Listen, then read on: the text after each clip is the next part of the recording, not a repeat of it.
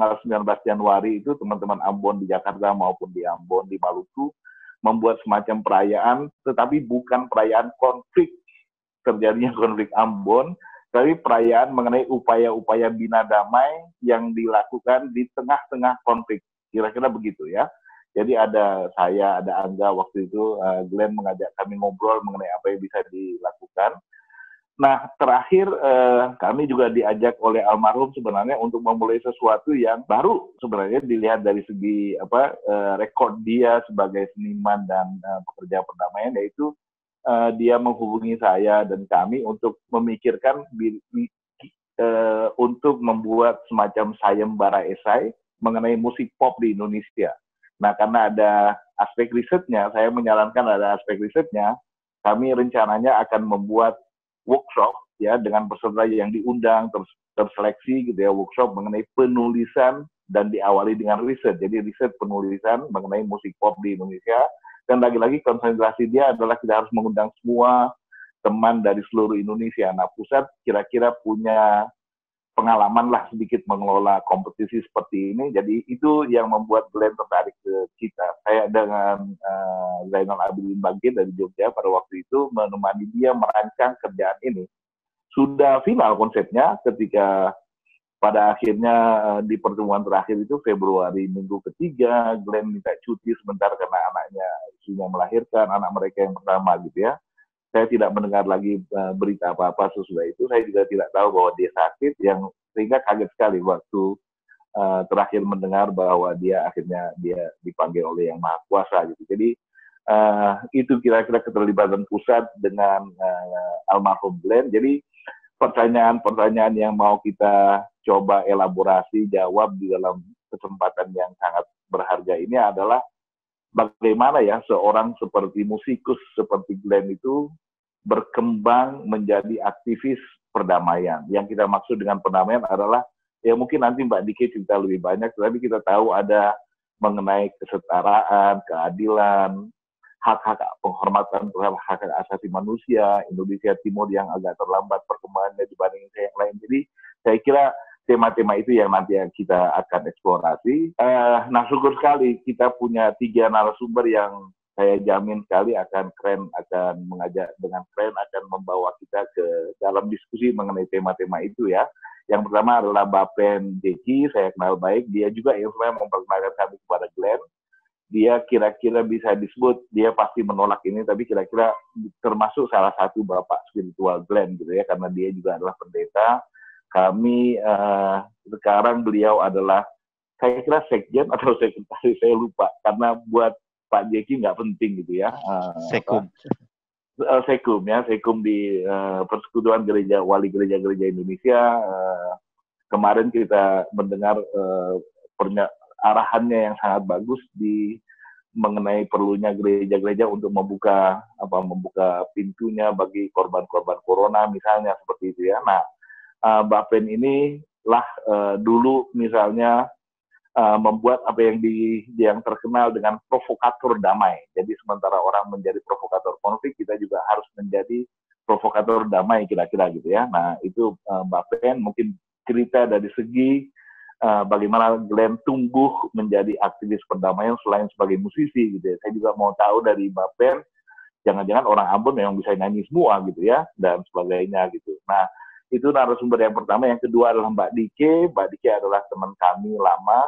Dia mungkin tidak personally kenal dengan Glenn, tetapi banyak sekali dia menggeluti upaya-upaya aktivisme Glenn karena Mbak Dike menulis disertasi mengenai Ambon, mengenai yang disebut rekonsiliasi sehari-hari pasca konflik Maluku gitu ya. Jadi nanti kita mendengar dari Mbak Dike mengenai sisi-sisi konseptual dari yang dimaksud dengan bina damai dan peran seni di situ di mana gitu ya. Nah, yang ketiga adalah kawan baik Glenn, namanya Angga Sasongko yang membuat film beberapa bersama Glenn. Saya lihat Twitternya itu masih ada rasa duka mengenai kepergian Glenn. Jadi tema besar kita kira-kira itu ya, apa yang bisa kita pelajari dari almarhum Glenn terkait dengan aktivisme perdamaian gitu. Nah, saya juga pakai kaos judulnya Damai Yuk ini pemberian dari Mbak Dike buat saya. Jadi Dan di antara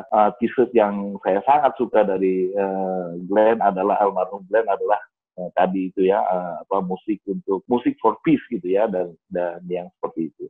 Jadi saya bisa mungkin akan mulai dengan Bapen gitu ya. Jadi kira-kira mekanismenya adalah saya akan membiarkan beberapa teman ini untuk yang dekat, yang bisa yang menjadi narasumber kita untuk bicara agak panjang sedikit, tidak apa-apa, mengenai apa yang mereka kenal mengenai aktivisme perdamaian Glenn.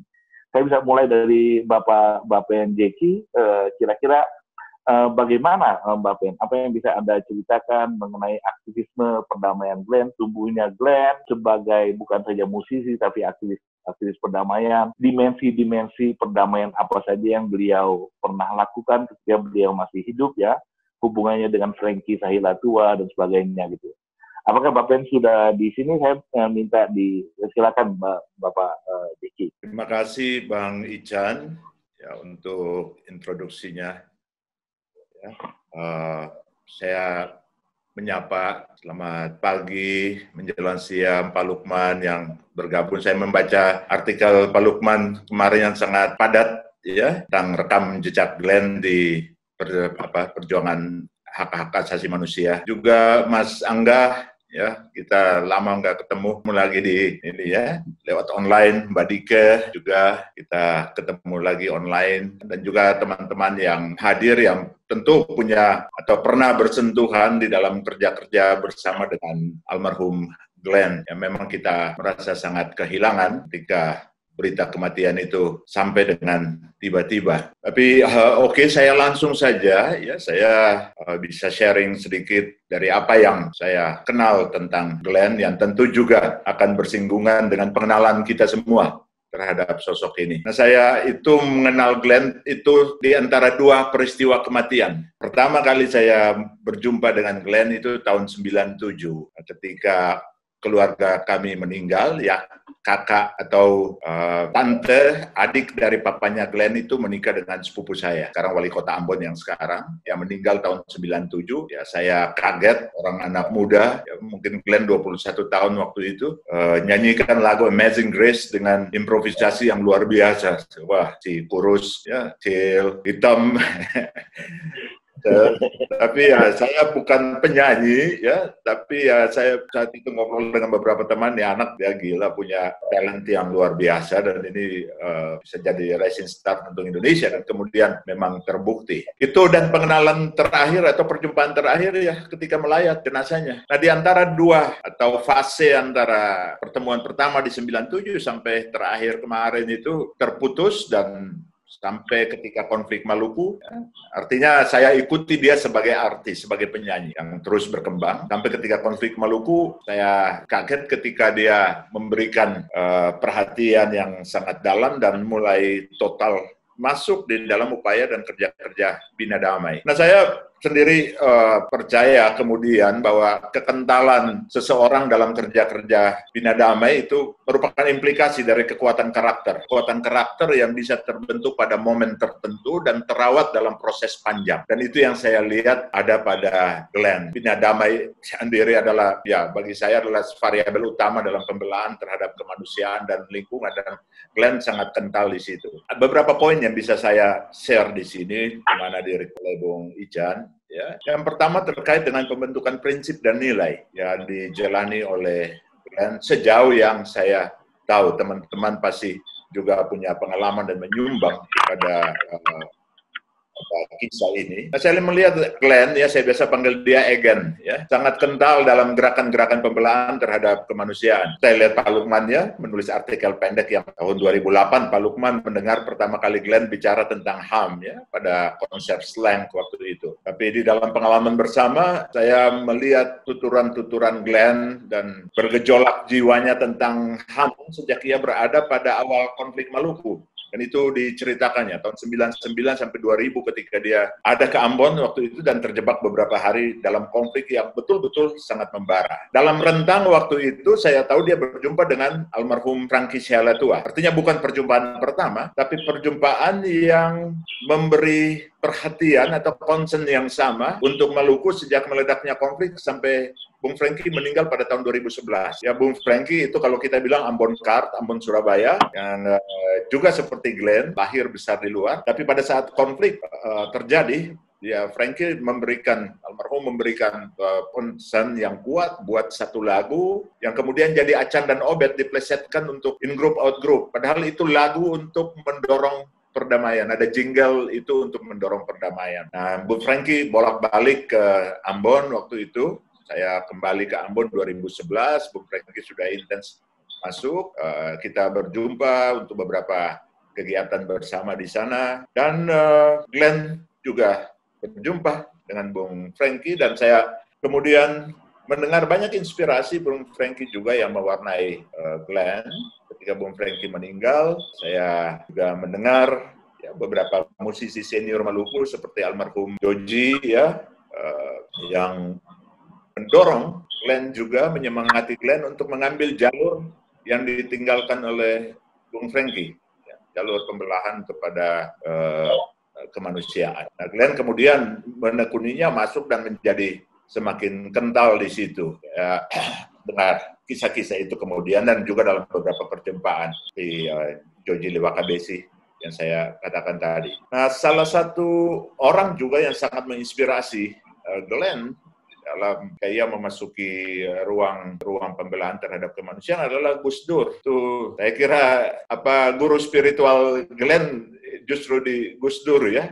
Dalam banyak percakapan dengannya, Glenn selalu menyatakan kekaguman dan mengapresiasi Gus Dur sebagai tokoh agama, tetapi juga tokoh politik kemudian yang betul-betul kental terhadap pembelaan HAM dan kemajemukan. Nah, hal ini secara bertahap membentuk tatanan nilai ya dalam diri Glenn untuk sungguh-sungguh digerakkan, diimplementasi dalam gerakan-gerakan membela HAM. Kemudian lingkungan, pengelolaan, kemajemukan, dan proses-proses bina damai yang kemudian ia tekuni. Itu catatan saya yang pertama. Catatan saya yang kedua, cara Glenn mencintai Indonesia melalui cinta terhadap Timur Indonesia. Ini menarik, sejak digerakkan oleh kehancuran yang dilihatnya dalam konflik Maluku, ya, Glenn menaruh perhatian yang sangat dalam dan bergerak secara intens dan memberi porsi lebih untuk pembelaan kemanusiaan dan lingkungan di Indonesia Timur. Nah, kondisi ketimpangan antara Barat dan Timur Indonesia menginspirasi Glenn untuk apa yang dia bilang, saya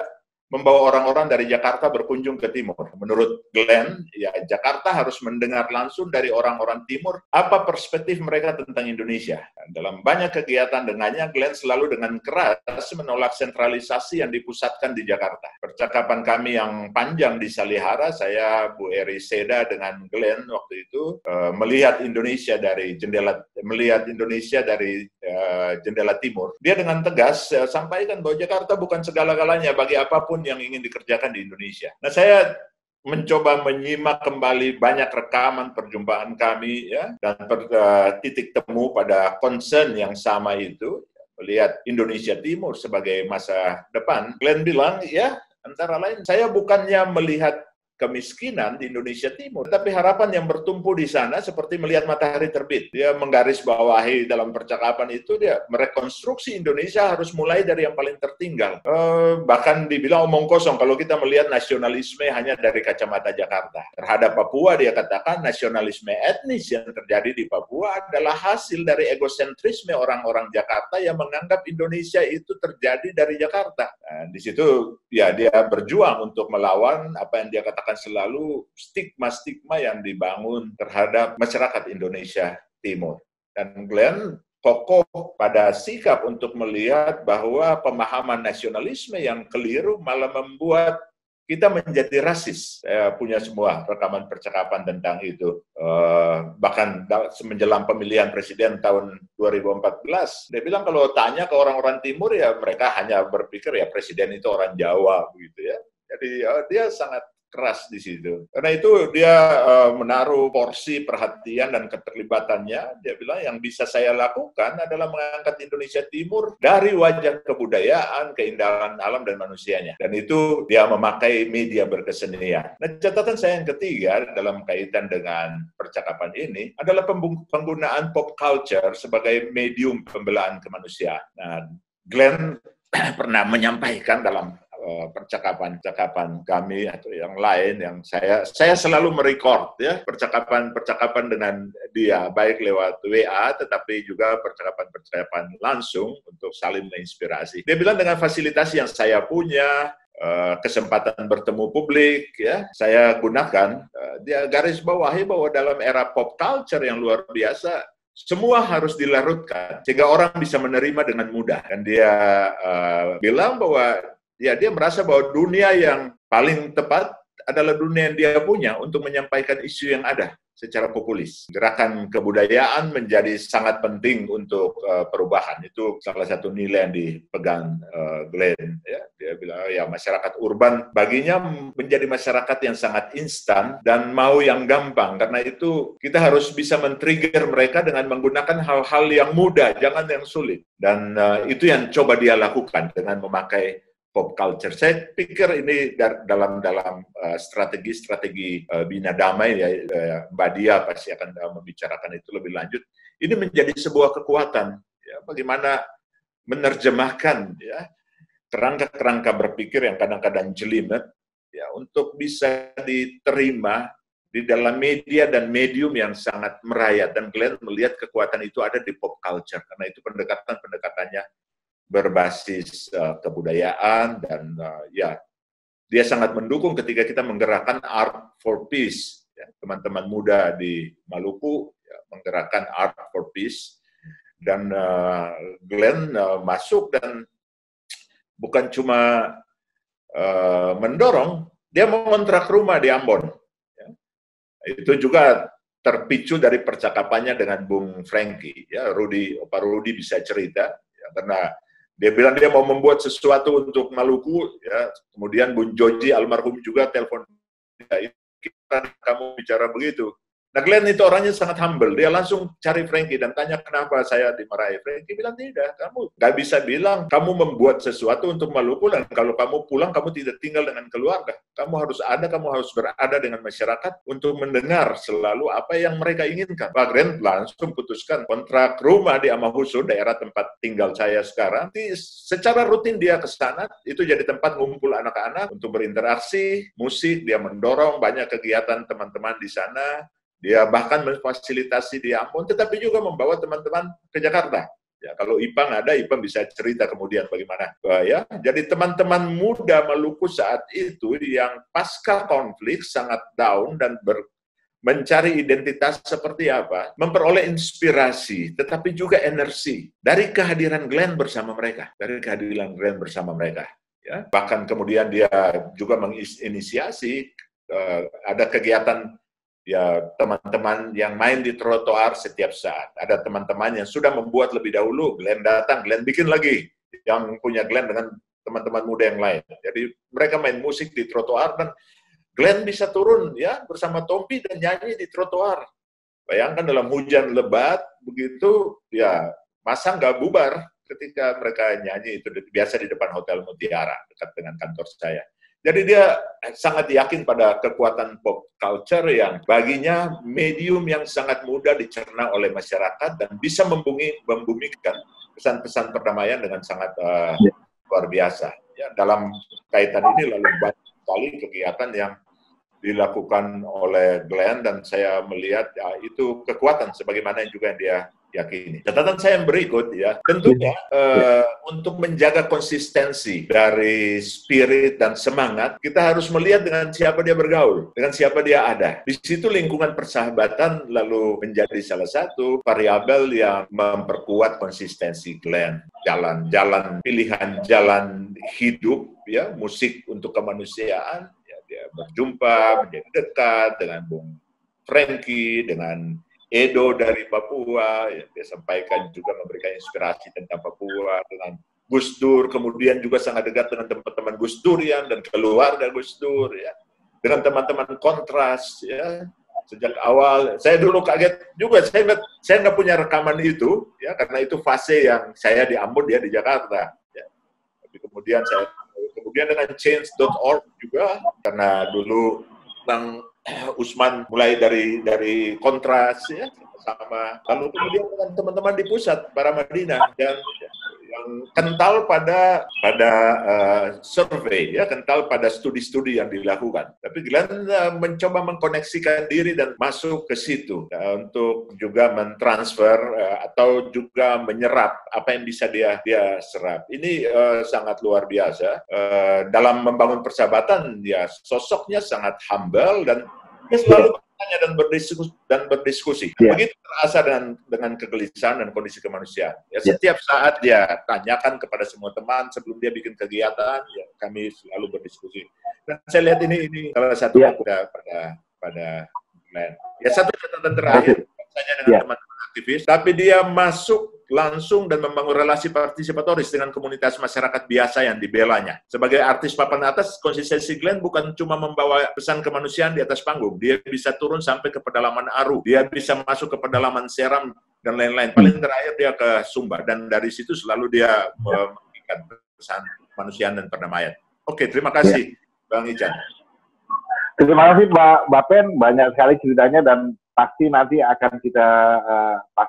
kita akan mengenai hubungan antara seni dan aktivisme perdamaian dari almarhum Glenn, ya, dari Angga, dari Mas Usmar Hamid, mudah-mudahan dari Pak Lukman juga. Saya membaca juga tulisan Pak Lukman itu mengenai artis Ambon pakai peci dan ini ya, Pak Lukman ya. Nanti kita mau dengar cerita lebih banyak.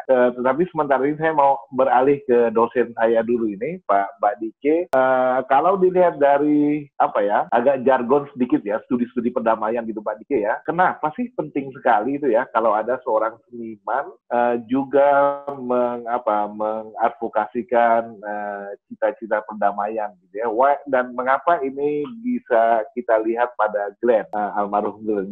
Kira-kira pertanyaan besarnya begitu deh, Mbak Dike. Nanti saya mau klasifikasi lagi lebih lanjut. Tapi generally seperti itulah. Silakan Mbak Dike. Oke, terima kasih Pak Icang, terima kasih sudah mengundang saya di forum ini. Terima kasih Pak Jeki sudah mendahului dengan banyak detail yang menarik soal Bung Glenn. Selamat pagi menjelang siang untuk semua yang hadir di sini. Saya yang semua hadir di sini, Anda tidak hanya cinta Glenn Fredly, tapi Anda juga cinta perdamaian. Jadi saya senang ada di antara Bapak, Ibu, saudara-saudara semua. Seperti yang Pak Icang sempat bilang tadi, saya termasuk yang tidak beruntung karena tidak sempat mengenal almarhum Glenn Fredly secara personal, gitu ya. Saya hanya sempat mengetahui kerja-kerja perdamaian dia melalui tangan kedua, misalnya cerita Pak Jeki, cerita Pak Icang, dan juga banyak sekali cerita dari teman-teman muda di Ambon, teman-teman di berbagai macam komunitas yang waktu itu bersinergi melalui Ambon Bergerak. Saya juga sempat dengar cerita Glenn dari beberapa teman yang sempat bekerja dengannya melalui kontras atau amnesti gitu. Nah, tapi dari sedikit yang saya tahu dan dari tangan kedua itu, saya rasa sudah ada banyak sekali yang bisa digarisbawahi soal aktivisme perdamaian dari Bung Glenn ini, gitu. Kenapa sih Glenn Fredly yang musisi itu bisa juga disebut sebagai aktor bina damai, sebagai aktivis perdamaian? Nah, saya ingin singgung sedikit lagi yang tadi Pak Pendeta Jeki katakan. Kalau kita bicara perdamaian, tentu kita tidak hanya bicara soal ketiadaan perang gitu, soal tidak ada lagi pemukulan, tidak ada lagi pemboman, tidak ada lagi kekerasan langsung gitu. Kita harus bicara juga dan mungkin justru bicara lebih banyak soal kekerasan struktural dan kekerasan kultural gitu. Jadi kita nggak cuma bicara soal ketiadaan kekerasan langsung, tapi juga ketiadaan kekerasan struktural dan kultural. Dan saya kira tanpa mungkin pernah secara formal mendalami studi perdamaian, saya lihat Bung Glenn ini sangat fasih mendobrak aneka struktur kekerasan dan struktur dan kultur kekerasan. Nah, ada setidaknya 4 hal yang saya lihat dari cara dia mendobrak struktur kekerasan dan kultur kekerasan di sekitarnya. Ada 4 kata kunci. Pertama, perjumpaan gitu. Pasca kekerasan komunal di Maluku, saya dengar, saya lihat Bung Glenn banyak berkontribusi menciptakan ruang perjumpaan antara komunitas Muslim dan Kristen. Waktu itu meski dalam tanda kutip perangnya gitu ya sudah selesai, tapi struktur segregasinya di Maluku, di Ambon masih sangat kuat. kultur saling curiga, kultur saling menyalahkan, kultur merasa benar sendiri itu masih sangat kuat. Jadi waktu itu saya dengar dari banyak teman muda, Glenn memfasilitasi aneka kesempatan supaya warga Muslim dan warga Kristen yang sebetulnya mungkin masih saling curiga, yang karena segregasi wilayah dan segala macam tidak punya kesempatan untuk saling mekonstruksi stereotip ini, itu mereka mempunyai kesempatan untuk kemudian saling berjumpa gitu. Mungkin lewat acara musik bersama, puisi bersama gitu ya. Ada banyak kegiatan teman-teman Ambon bergerak yang waktu itu ikut didukung oleh Bung Glenn. Dan satu yang sebetulnya paling paling mengesankan buat saya waktu itu, Bung Glenn bikin di Ambon konser untuk Gaza gitu.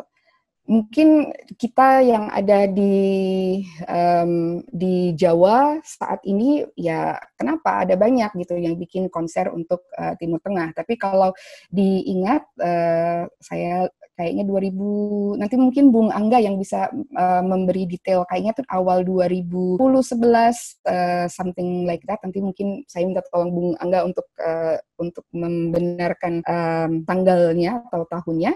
Waktu itu ada konser yang dibuat oleh Bung Glenn di Ambon soal Gaza gitu kan. Untuk orang awam apa urusannya gitu, musisi Kristen melakukan konser penggalangan dana untuk warga Muslim, yang konser itu melibatkan warga Muslim dan Kristen Ambon yang saat itu masih curiga untuk keluar bersama, duduk bersama di malam hari di open space. Itu masih sesuatu yang jarang gitu. Tapi dia berani, dia bersemangat melakukan kegiatan itu dalam rangka mendobrak struktur segregasi dan kultur masih saling curiga gitu.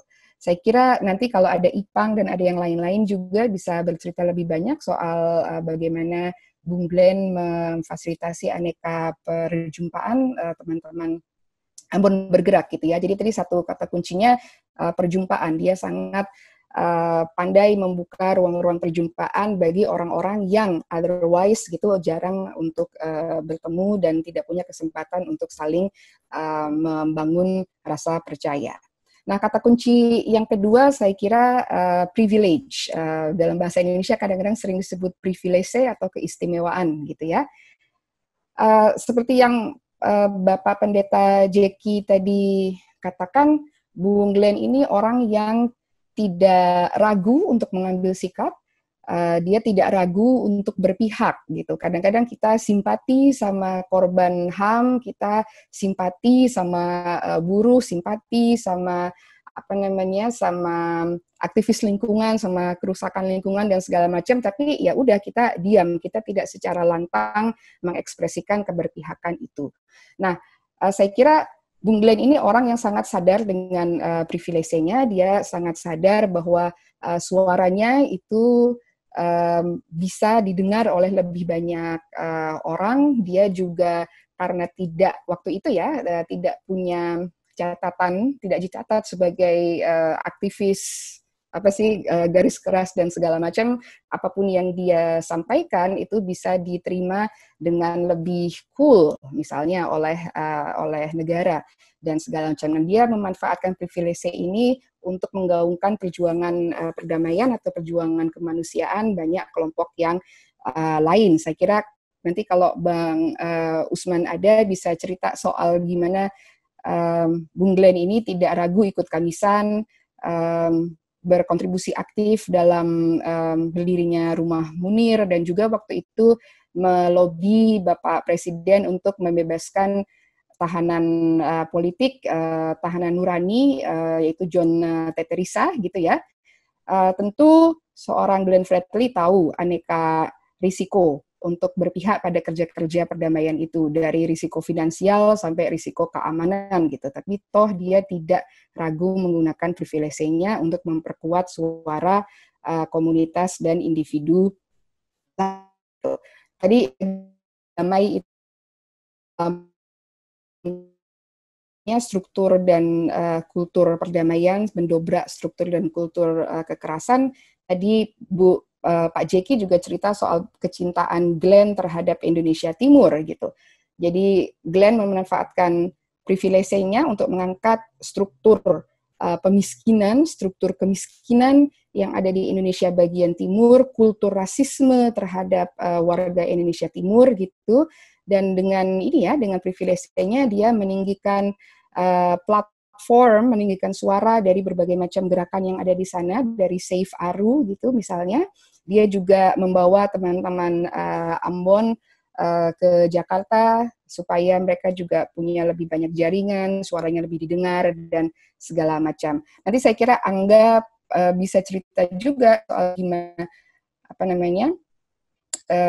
Bung Glenn ini menggunakan privilege-nya untuk mendobrak kekerasan struktural di industri musik. Tadi malam saya sempat di industri musik, kekerasan struktural yang mengerikan, dan Glenn termasuk yang lantang untuk mencoba mendobrak. Nah, kata kunci ketiga itu sentimentalitas. Salah satu rintangan dalam kerja perdamaian dan kerja hak asasi manusia adalah kurangnya sentimentalitas. Ini riset atau argumen dari seorang yang bernama Rorty. Dia bilang, gimana orang bisa diminta menghormati hak orang lain kalau menurutnya orang lain itu derajatnya lebih rendah dari manusia, gitu ya. Anjing gitu, kecoa, setan, kampret, cebong dan segala macam itu kan semua nilainya di bawah manusia. Nah, bagaimana mungkin kita bisa mengasasi dari pihak manusia, kita mendehumanisasi dia gitu. Nah, saya kira Bung Glenn ini sadar bahwa untuk bisa bekerja sama dalam damai, untuk bisa menghormati hak orang lain dan segala macam, orang harus dibangkitkan dulu sentimentalitasnya gitu. Dibantu, difasilitasi supaya dia bukan sekedar tahu, tapi juga bisa merasakan bahwa yang di depannya itu sama-sama manusia, sama-sama punya penderitaan, sama-sama punya aspirasi seperti kita gitu. Jadi aneka hal yang Glenn lakukan, misalnya tadi perjumpaan fisik teman-teman di Ambon, dia memfasilitasi ruang-ruang perjumpaan ini, saya rasa juga bisa membangkitkan pertemanan atau sentimentalitas. Waktu itu saya ngobrol sama teman-teman Ambon Bergerak, saya waktu itu sempat 3 minggu di sana, tidak ada satu hari pun mereka tidak ketemu gitu. Salah satu dari mereka bilang, ini kami sudah saling kecanduan. Teman-teman satu kelompok ini, mereka kecanduan bertemu satu sama lain. Kalau nggak bertemu satu hari, itu rasanya rindu, rasanya ada yang kurang. Jadi sentimentalitasnya kemudian terbangun gitu ya.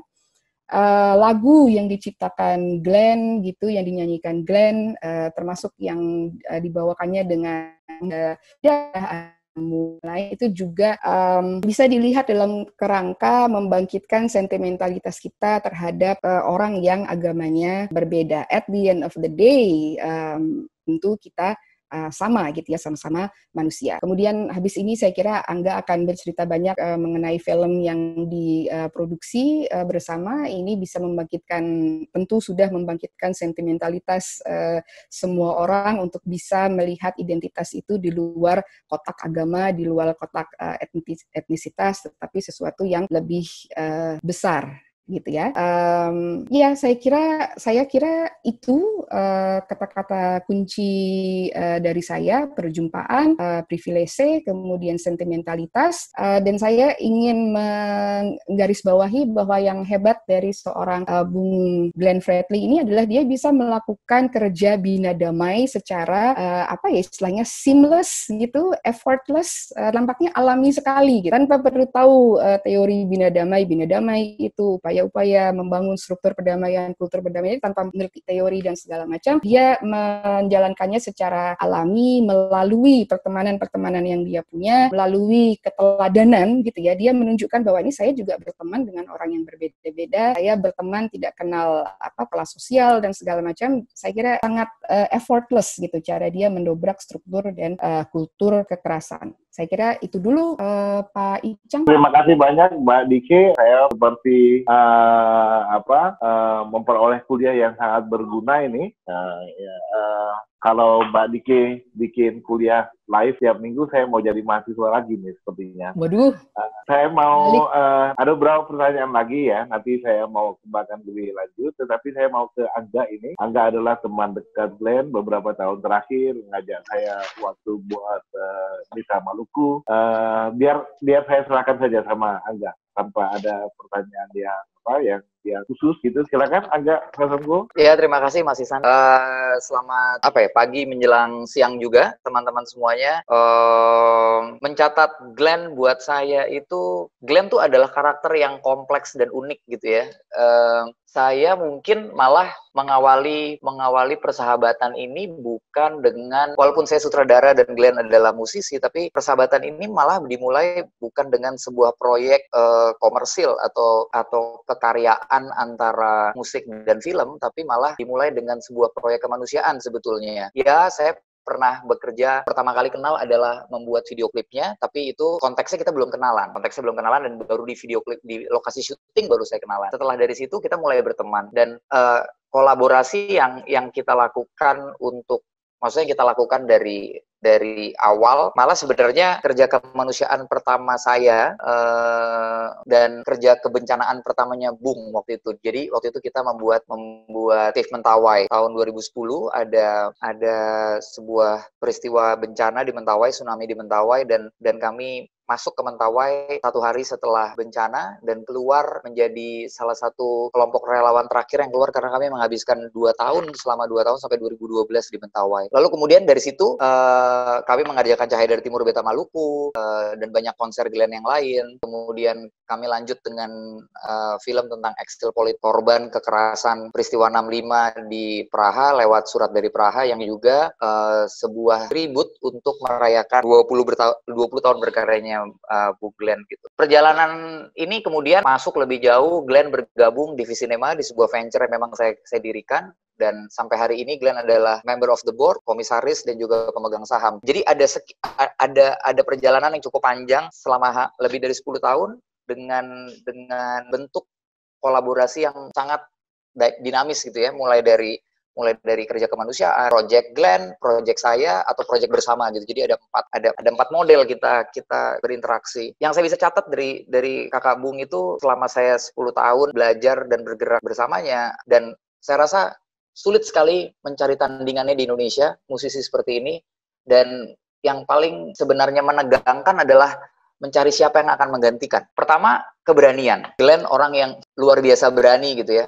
Dan kita mungkin orang Jakarta punya stigma terhadap orang Ambon di Jakarta, kalau orang Ambon tuh orangnya berani banget gitu kan. Tapi bagaimana Glenn representasikan itu sangat berbeda gitu. Dan ini terlihat di hampir semua tindakannya. Contohnya misalnya waktu Bu Sita membuat sebuah acara buka bersama dan kemudian acaranya tersebut dipermasalahkan oleh warga sekitar, Glenn berani melabrak langsung Pak Ganjar Pranowo, dan Pak Ganjar Pranowo pun cerita gitu kan di Instagramnya bahwa dia pernah diamuk gitu oleh Glenn gitu ya. Saya punya cerita kecil yang mungkin buat sebagian orang nggak berarti, tapi buat saya ini sebuah peristiwa yang menunjukkan keberanian seorang Glenn. Saya pernah mengerjakan menjadi show director di konser Natalnya yang akan disiarkan oleh televisi nasional. Dia punya satu lagu judulnya Terang, yang liriknya jadilah terang di tempat yang gelap, jadilah jawaban di luar rumahmu. Terus saat itu kita berdiskusi dan kita sepakat untuk menampilkan sosok-sosok pejuang HAM di big screen di belakang panggung. Waktu rehearsal, tiba-tiba promotornya, waktu dia lagi nyanyi, tiba-tiba promotornya menghubungi FOH dan meminta rehearsalnya dihentikan. Kenapa? Karena muncul foto Munir di situ. Saya sama Glenn naruh foto Munir besar-besar dan quotes-nya di situ. Dan promotornya bilang, ya kalau foto Gus Dur nggak apa-apa, kalau foto Desmond Tutu nggak apa-apa, kalau bisa nggak kalau bukan foto Munir, karena politis dan segala macam lah ya, menurut mereka. Glenn masih di panggung dan saya cukup jauh di Evo. Saya lari ke arah panggung, dan dia tahu sekali kenapa saya lari dan menuju ke arahnya. Sebelum saya ngomong, dia cuma bilang, adik, ini kan latihan, tapi nanti waktu pas live, yang pegang kontrol Ale sama Beta. Waktu latihan, kasih aja apa yang mereka mau. Waktu live, katong sikat, dia bilang gitu. Jadi waktu live, saya edit, fotonya Munir saya taruh, saya keluarkan, lalu kemudian rehearsalnya berjalan. Tapi waktu live, fotonya saya tetap pakai konsep yang pertama. Dan satu stasiun TV promotornya ngamuk total. Di situ, waktu semua orang tak mengira bahwa, maksudnya pasti orang akan melihat bahwa sebagai show director saya yang ngerjain mereka. Tapi di situ Glenn benar-benar datang berdiri di depan dan menantang semua yang bilang bahwa ini panggung saya, ini show saya yang punya konsep, saya yang nyanyi, ini panggung itu dunia saya, nggak ada yang bisa intervene.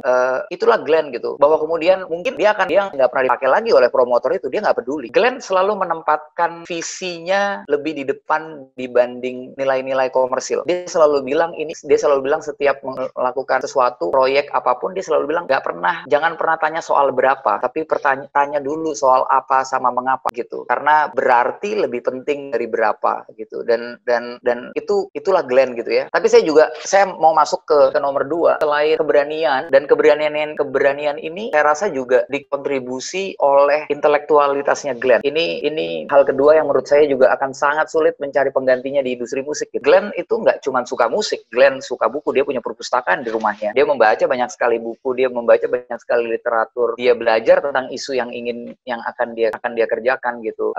Dan intelektualitas ini juga buat saya nggak cuma tergambar dari bagaimana dia melakukan kerja kemanusiaan ya, tapi juga dari karya-karyanya yang mungkin buat sebagian orang terlalu pop gitu ya. Tapi kalau kita lihat bagaimana Glenn berkarya, ini menunjukkan sekali kualitas intelektualitasnya. Salah satunya adalah ketika dia bicara tentang Indonesia, ketika dia bicara tentang Timur, dia mampu keluar dari jebakan eksotisme. Kadang-kadang kita melihat kalau ada lagu tentang Indonesia Timur bicara tentang keindahan, bicara tentang pengalaman. Ketika Glenn bikin lagu tentang Indonesia Timur, dia bikin lirik, aku dibesarkan oleh angin dan gelombang, ayahku adalah matahari dan ibuku rembulan. Mungkin kita punya seseorang yang menggunakan musik pop. Dengan musik popnya ia mampu mengumpulkan orang sebanyak itu di venue konsernya. Tapi kemudian yang orang-orang yang berekspektasi menikmati suguhan musik pop ini nggak cuma dihadirkan musik pop oleh Glenn, tapi juga dihadirkan dialektika tentang hal-hal yang Glenn gelisahkan, perdamaian, keadilan, humanity. Dan itu kita bisa lihat kalau teman-teman yang ada di forum ini mau browsing hari ini di YouTube, mungkin teman-teman yang belum pernah nonton konser Glenn, teman-teman akan lihat setelah lagu Kasih Putih atau lagu Tega atau lagu tentang patah hati, dia akan mulai mengantarkan lagu berikutnya dengan pesan-pesan itu, karena Glenn percaya bahwa cara paling efektif untuk menyuarakan kegelisahannya tentang kemanusiaan, keadilan, humanity, Indonesia Timur adalah dengan musik pop. Saya sempat nanya, Bung, nggak mau nyoba bikin lagu kayak Iwan Fals satu album? Dia bilang, kalau saya tiba-tiba berubah dan tiba-tiba saya bikin ballads dan membuat lagu tentang ini, maka saya akan kehilangan tuh fans-fans saya. Mereka tidak akan datang. Mungkin saya akan hanya ada kisah setengah mungkin, dia bilang. Ini bukan soal berapa yang nonton, Angga, tapi ini soal kalau saya kehilangan mereka, maka suara yang mau saya sampaikan akan lebih kecil yang dengar. Maka dari itu, dia menggunakan platform popnya untuk agenda yang lebih besar, dan buat saya itu adalah bukti intelektualitasnya Glenn. Kalau teman-teman dengar salah satu lagu yang mungkin nggak banyak orang tahu, judulnya Menanti Arah, itu ada di albumnya Glenn yang Luka, Cinta, dan Merdeka. Itu dia cerita, lirik-liriknya jelas, lirik-liriknya dia bercerita tentang orang-orang yang hilang haknya, negeriku, gelap histori. Kan lagu Tikras itu di antara lagu-lagu cinta yang lain, dan secara repertoar menarik banget, dia ditaruh di tengah. Jadi semua pendengar yang menikmati kultur pop akan mendengarkan itu gitu. Dan ini adalah strategi yang dilakukan oleh Glenn yang saya rasa nggak banyak dimiliki oleh banyak musisi gitu ya. Ini yang juga kemudian menjadi dasar-dasar saya sama Glenn membuat film seperti Cahaya dari Timur, seperti Surat dari Praha. Ketika kita bicara tentang rekonsiliasi Ambon, kita bicara tentang provokator damai, kita bicara tentang self determination di Cahaya dari Timur. Kita tidak membuat film itu sebagai film yang secara kemasan politis. Kita nggak bikin film seperti Nelson Mandela misalnya, tapi kita mengangkat dari seorang kepala keluarga dan supir ojek, dan kami kemas dengan olahraga dan drama keluarga sehingga siapapun hari ini bisa nonton bareng dengan anak-anak umur 13 tahunnya, dan anak-anak umur 13 tahun ini tetap bisa mengikuti cerita. Ketika kita bikin Surat dari Praha, kita menggunakan narasi cinta untuk bicara tentang 65, kita bicara tentang eksil politik. Karena kita percaya, Glenn percaya, kami percaya bahwa dengan cara-cara seperti ini kita mendapatkan audiens yang akhirnya nggak sekedar menonton filmnya, tapi juga berinteraksi dengan narasi besarnya dan ide-idenya gitu. Dan ini yang kita lakukan. Balik dengan berapa, apa dan mengapa, saya bisa bilang bahwa hari ini waktu dirilis memang Surat dari Praha sama Cahaya dari Timur tidak sebesar film seperti Dilan misalnya, atau nanti kita cerita tentang hari ini seperti film saya terakhir. Pendapatan filmnya nggak luar biasa, tapi kemudian film ini malah punya nafas lebih panjang. Hari ini filmnya ada di Netflix, bisa ditonton oleh seluruh dunia, dan menurut Netflix, 2 film tersebut adalah film Indonesia yang salah satu yang paling perform minutes watchingnya. Ini membuktikan bahwa karya yang modelnya dipercaya oleh Glenn membuat karyanya lebih long last, karena dia menggabungkan ide, visi, narasi tentang yang digelisahkan oleh kreatornya, tapi juga membungkusnya untuk bisa accessible buat lebih banyak audiens gitu. Banyak sekali saya rasa kreator, musisi atau filmmaker yang struggling untuk membentuk karyanya seperti ini, dan itu buat saya salah satu bukti intelektualitasnya Glenn Fredly. Glenn Fredly punya keberanian, Glenn Fredly punya intelektualitas, tapi dia nggak akan jadi Glenn Fredly yang kita kenal tanpa empati dan kerendahan hati. Kalau saya bisa cerita tentang proses konser Palestina di depan Gong Perdamaian, dan Pak Pendeta Jeki juga ada di sana saat itu, adalah spontanitas. Spontanitas yang didorong oleh empati, didorong oleh kerendahan hati. Malam itu dia baca Twitter. Sebenarnya ide dari membuat panggung untuk Palestina, Maluku for Palestine di depan Gong Perdamaian, bukan sekedar untuk menunjukkan solidaritas terhadap Palestina, tapi juga Glenn melihat sebuah potensi konflik di Ambon, karena di dalam bacaan dia terhadap sosial media yang ada, dia mulai ada pengkotak-kotakan dalam perbincangan di sosial media. Dan ini orang-orang Ambon, maksudnya orang-orang yang bertemu dengan berdebat di dalam Twitter, dia bisa ketemu di warung kopi gitu. Jadi dia rasa dia perlu bertindak. Dia bilang sama wali kota, dan wali kota setuju diberikan tempat di Gong Perdamaian. Gak ada sound system bagus, tidak ada riders yang harusnya dipunyai oleh seorang musisi sebesar Glenn gitu ya saat itu. Panggung seadanya, tapi itulah Glenn gitu. Empatinya membawa dia memiliki gagasan tersebut. Kerendahan hatinya membuat peristiwa itu jadi peristiwa yang nyata, hadir, dan besar gitu ya. Dan sampai hari ini Gong Perdamaian akan selalu jadi saksi dari peristiwa itu. Itu salah satu bagaimana kita bisa mengingat Glenn gitu. Dan kadang-kadang seringkali kita jadi sebagai sahabat-sahabatnya juga punya kebingungan terhadap bagaimana cara dia berpikir. Maksudnya perdebatan tentang pilihan politik seringkali hadir di pembicaraan kami gitu. Tapi ya itu, Glenn nggak pernah melihat politik sebagai politik gitu ya. Dia melihatnya sebagai sebuah hal yang harus dia lakukan karena dia harus mengenyangkan atau mengisi kehausannya sama empatinya. Contohnya misalnya di saat kita mempertanyakan soal hubungannya dia terhadap pemerintah, padahal kita tahu bahwa di beberapa posisi pemerintahan hari ini ada banyak pelanggar HAM yang masih mendapatkan posisi. Tapi dia bilang bahwa beta punya agenda, beta yang bisa lihat masih ada Tapol, Maluku, dan Papua. Dan beta yang bisa pakai jalanan untuk membebaskan mereka. Beta butuh lobbynya. Dan dia memakai itu untuk accomplish his agenda. Dan sejujurnya, faktanya adalah ya accomplish gitu. Maksudnya kejadian, apa yang dia pikirkan, dia jalankan, dan kejadian. Negosiasinya, lobby-lobbynya, bargaining positionnya dengan istana membuat tahanan-tahanan politik itu akhirnya bisa dibebaskan. Bargaining positionnya dengan pihak istana juga membuat Save Aru jadi gerakan yang efektif gitu. Benar tadi Mbak Dia bilang bahwa kemampuan dia yang akan sulit dimiliki oleh banyak orang adalah bagaimana dia bisa seamless, bisa sangat soft untuk menjalankan agenda-agendanya. Dia tuh secara gaya mungkin lebih mirip kalau kita lihat bagaimana Martin Luther King gitu ya. Dia bisa membangun gerakan, tapi juga gerakannya nggak hanya sampai di depan Gedung Putih sebagai sebuah gerakan massa, tapi dia bisa masuk bernegosiasi sampai ke dalam gitu. Nah, ini yang saya nggak tahu ada musisi kayak begitu gitu, kayak buat saya itu yang membuat saya selalu bilang bahwa Glenn itu lebih besar daripada musiknya, networknya gitu ya. Dia menggunakan networknya. Yang terakhir yang bisa saya ceritakan mungkin nanti supaya diskusinya bisa lebih banyak. Biasanya kebanyakan musisi selesai pada lirik, selesai pada panggung.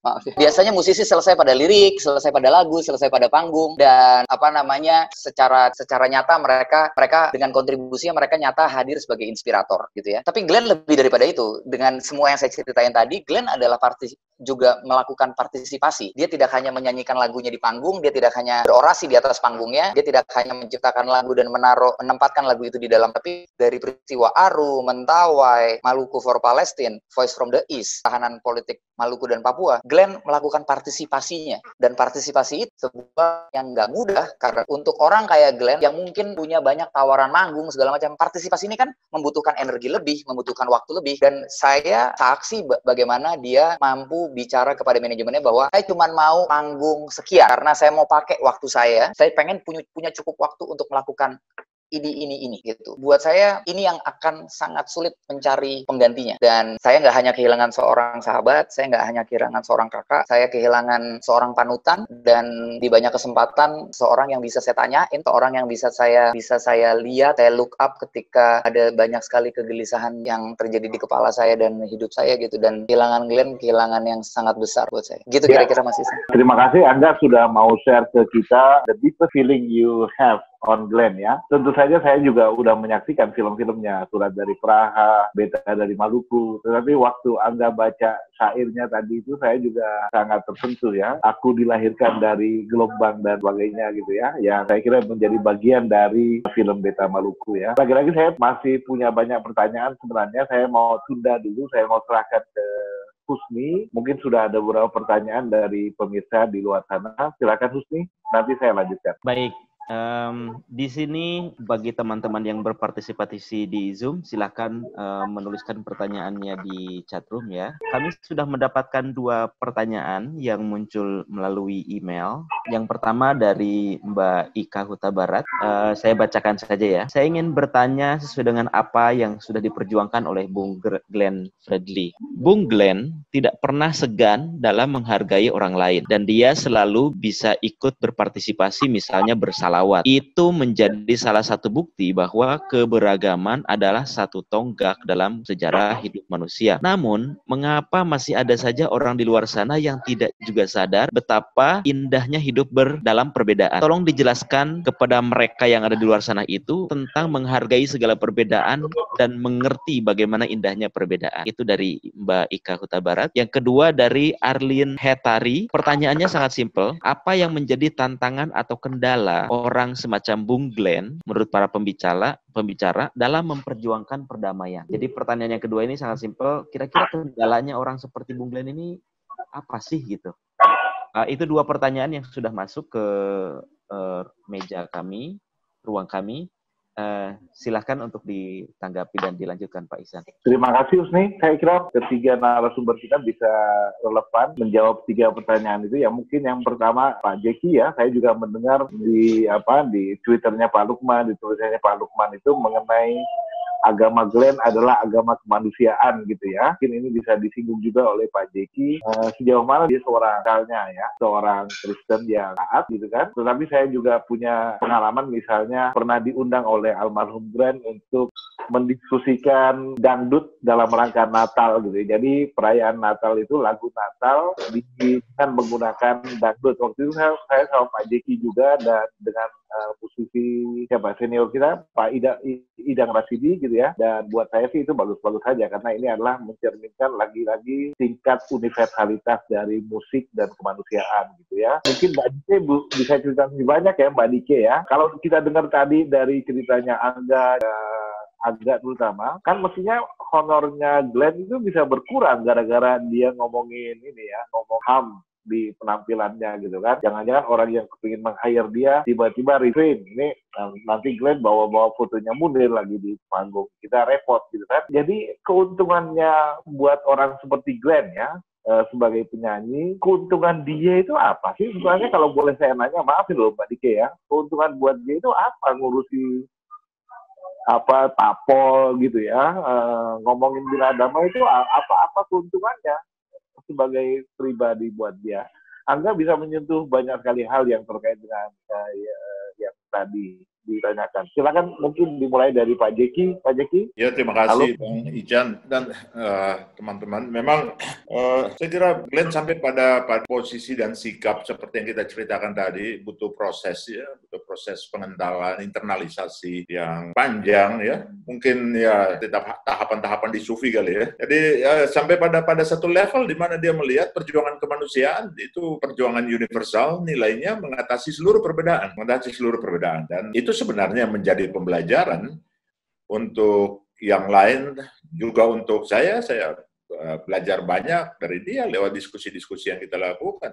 Ketika 2016 misalnya lagi rame dengan persoalan Ahok dan macam-macam begitu, tiba-tiba dia datang dan bilang, Bapen, kita mau bikin ini untuk hidayah orang Basudara. Tolong dong mulai pasang hashtag-hashtagnya, kita ambil lagi ini dari pengalaman teman-teman di Maluku dan lain-lain. Ya keluarlah album Hidayah kemudian ya. Tapi terus-menerus dia ada di dalam kegelisahan itu. Saya pikir kegelisahan yang terjaga ini menjadi modal yang kuat. Kenapa dia menjadi sangat-sangat dinamis. Dan ya seperti dibilang tadi, dia bergerak ya atas bawah. Dia turun ke komunitas-komunitas yang dibelanya. Dia bisa menangis di tengah hutan seram, masuk sampai ke pedalaman Aru, ya, dan juga tempat-tempat yang lain. Ya tadi disampaikan juga ke Mentawai dan lain-lain. Itu sebuah kekayaan di dalam proses yang memang harus dimiliki kalau orang mau bicara dan bergerak dalam bidang bina damai. Ya. Nah, apakah kekuatan spiritual sebagai seorang Kristen juga cukup kental pada dia? Satu yang tidak banyak orang tahu bahwa Graham masih sering ngajar sekolah minggu. Sekalipun dia kemudian sudah sangat sibuk, sama dengan Barry Likumahua. Kalau Barry Likumahua sampai sekarang masih ya anak-anak muda gemerlap di atas panggung, tetapi juga mendedikasikan diri ya misalnya di gereja ya untuk anak-anak, di dalam pendidikan anak-anak dan lain-lain. Itu sesuatu yang buat saya tidak saja simbolik ya, tetapi total begitu mereka coba mensinergiskan nilai-nilai iman yang juga universal ya, dalam perjumpaan dengan yang lain, sehingga Glenn tidak sungkan untuk menyanyikan salawat misalnya. Ya, saya lihat pada level-level ya seperti Ulil membuat puisi Paskah, tingkat-tingkat capaian itu yang dimasuki ya, termasuk oleh Glenn. Dan saya kira ini pembelajaran yang luar biasa. Dia selalu yakini bahwa kekristenan juga punya nilai yang universal. Kita diskusi banyak. Paling terakhir ketika dia gelisah ketika COVID ya, dan ada klaster dari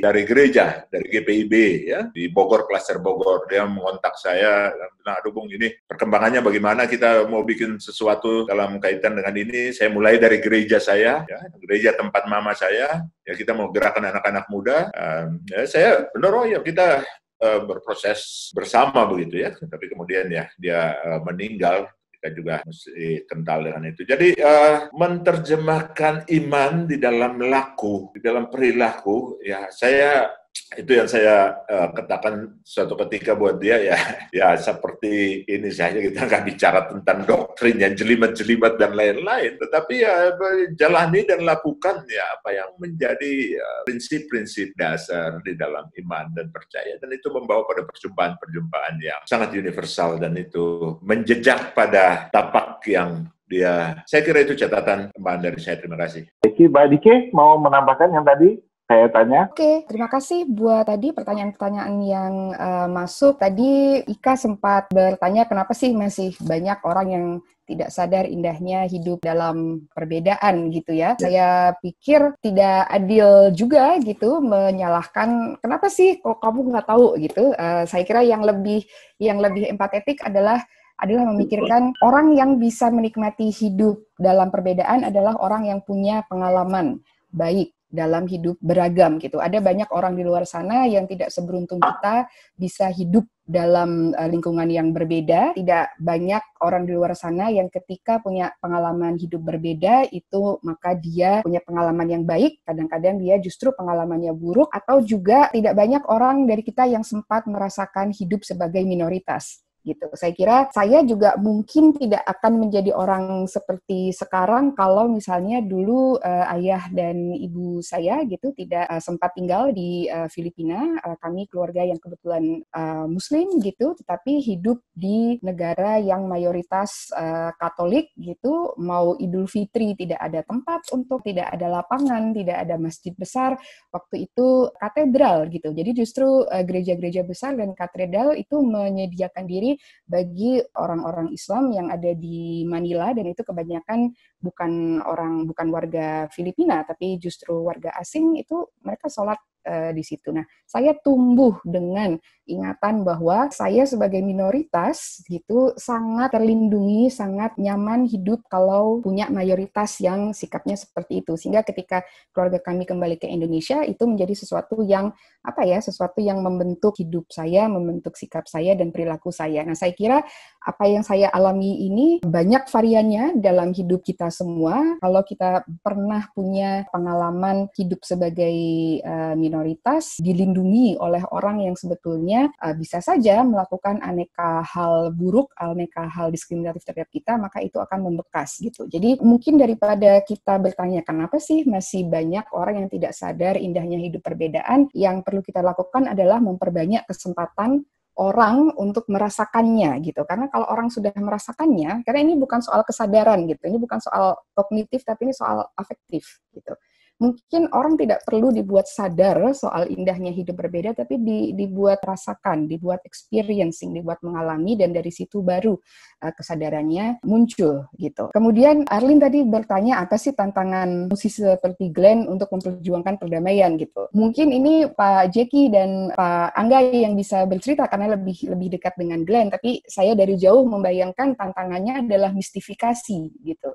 Orang membayangkan, ya iyalah Glenn bisa gitu. Jaringannya banyak, duitnya banyak, terkenal, suaranya bagus, dan segala macam. Jadi saya kira tantangan utamanya adalah mistifikasi. Artinya orang membayangkan yang bisa melakukan kerja-kerja damai adalah orang-orang yang terkenal, orang-orang yang punya jaringan, punya sumber daya, atau orang-orang yang mungkin seperti Gandhi, seperti Greta. Jadi orang membayangkan kerja damai itu kerja yang dilakukan oleh orang dengan karakter dan sumber daya khusus. Gitu. Saya kira tantangannya itu, karena kemudian orang bergantung pada sosok Glenn, bergantung pada sosok Greta Thunberg, bergantung pada sosok Ibu Suciwati, bergantung pada sosok Kartini Kendeng dan segala macam. Jadi alih-alih melihat ke dalam diri sendiri, sebetulnya kita semua one way or the other, kita semua punya privilege yang kemudian bisa kita pikirkan, bisa kita refleksikan bagaimana memanfaatkan privilege itu untuk memperjuangkan perdamaian. Nah, pertanyaan dari Pak Icang ini nih menarik gitu ya. Apa sih untungnya buat musisi seperti Glenn gitu memperjuangkan HAM dan segala macam? Kan rugi gitu. Jumlah show-nya berkurang, orang yang mau nanggap dia itu juga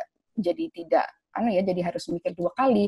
Nah, kalau kita berpikir Glenn sekadar sebagai musisi yang mungkin secara finansial rugi gitu. Tapi Glenn kan juga warga negara, ya kan? Ketika dia memperjuangkan HAM, ketika dia memperjuangkan kelestarian lingkungan di Aru, ketika dia memperjuangkan kembalinya rekatnya kembali hidup basudara di Ambon dan segala macam, dia memperjuangkan struktur perdamaian, memperjuangkan kultur perdamaian, dan struktur dan kultur itu dinikmati oleh semua orang termasuk dirinya gitu. Warga negara mana yang tidak menjadi lebih untung kalau negaranya lebih hormat pada HAM? Warga negara mana yang tidak diuntungkan kalau kehidupan antar umat beragama, antar etnis itu diwarnai kepercayaan dan persahabatan? Warga negara mana gitu yang tidak diuntungkan kalau kebebasan berbicara, berekspresi dan segala macam dijamin? Tidak, misalnya punya buku seperti ini kemudian dia ditangkap, bicara seperti ini ditangkap. Jadi saya kira banyak keuntungan yang didapatkan oleh Glenn Fredly sebagai seorang warga negara, dan warga negara ini punya banyak sekali saudara, punya banyak teman, punya banyak kolega yang kalau mereka juga diuntungkan, artinya dia secara personal juga ikut diuntungkan gitu. Semoga menjawab pertanyaannya. Pilih saja pertanyaan yang menarik, kan? Ya, singkat saja mungkin kalau yang pertama yang saya banyak belajar dari Bung adalah kita tuh faktanya memang kita punya variasi terhadap nilai dan realita gitu ya. Paling sederhana kalau saya suka bercanda sama Bung tuh lobster lah. Buat orang Jakarta lobster tuh kemewahan, mahal. Buat orang di Seram, lobster tinggal nyemplung di pantai, saya sama Bung tinggal minta tolong orang teman di desa setempat untuk masuk ke dalam air, keluar udah ada lobster. Maksudnya buat orang di Maluku makan lobster bukan kemewahan gitu. Kan jadi pertanyaannya siapa yang kaya sebenarnya gitu kan. Sama halnya juga dengan di Mentawai. Tapi yang kemudian penting adalah bagaimana ada orang-orang yang secara sadar dan mampu membangun jembatan di antara kelompok-kelompok masyarakat yang mempunyai realitas dan nilai-nilai yang berbeda ini, yang kemudian mampu menciptakan sebuah narasi yang kemudian dia tidak membuat orang kemudian jadi sama, tapi dia mampu membangun understanding gitu antara kelompok-kelompok masyarakat. Dan itu yang satu hal yang saya pelajarin sekali dari Bung, dan teman-teman bisa lihat bagaimana kalau dia ngomong di ini, saya nggak peduli agama kamu apa, kalau di panggung dia bilang sama teman-teman, sama penonton, saya nggak peduli agama kamu apa, tapi kalau misalnya di luar sana ada orang kena banjir misalnya, bantu aja. Itu yang dilakukan Kakak Glenn dengan sangat konsisten gitu ya. Yang pertanyaan kedua, sulit nggak? Saya nggak tahu, saya nggak bisa jawab dari sisi Glenn di bidang musiknya ya, karena maksudnya mungkin ada orang-orang yang lebih kompeten untuk menjawabnya, manajernya Glenn mungkin, atau orang-orang terdekat yang berkarya dengan musik bersama-sama Glenn. Tapi di film, saya bisa bilang ya tidak mudah sama sekali gitu ya. Apa namanya, isu-isu seperti ini bukan isu-isu yang dianggap accessible untuk banyak orang. Isu-isu seperti Cahaya dari Timur, Surat dari Praha, dan film yang saya buat sama Glenn bukan film-film yang dikerjakan dengan dana yang kecil gitu. Film adalah sebuah karya seni yang kolaboratif sehingga dia membutuhkan dana yang tidak sedikit. Dan ketika kita menggunakan medium itu untuk membawa narasi-narasi yang kita percaya, bahwa agenda-agenda yang ingin kita kedepankan, tentu kesulitannya adalah mencari orang-orang yang punya gagasan sama tapi duitnya lebih banyak gitu. Maksudnya kalau saya sama Glenn sendiri mungkin nggak selesai itu satu film. Tapi dan disinilah salah satu kekuatannya Glenn, bahwa entah karismanya, entah memang ide-idenya, dan saya rasa karisma dan ide-idenya ini yang kemudian mampu menggerakkan banyak orang untuk akhirnya bergabung di apa yang kami kerjakan gitu. Dan yang bergabung itu udah mulai berasal dari banyak background, dan saya rasa salah satu keberhasilan kami menyelesaikan film-film seperti Cahaya dari Timur, film seperti Surat dari Praha, atau bahkan Filosofi Kopi yang menceritakan tentang barista korban dari konflik lahan, konflik agraria. Nyatanya dengan pengaruhnya Bung Glenn, bagaimana cara Bung Glenn meyakinkan banyak orang, akhirnya karya-karya itu selesai juga gitu. Dan ini buat saya salah satu kekuatannya seorang Glenn Fredly, bertahan dengan ide-idenya, bertahan hidup dengan ide-idenya maksudnya. Ya.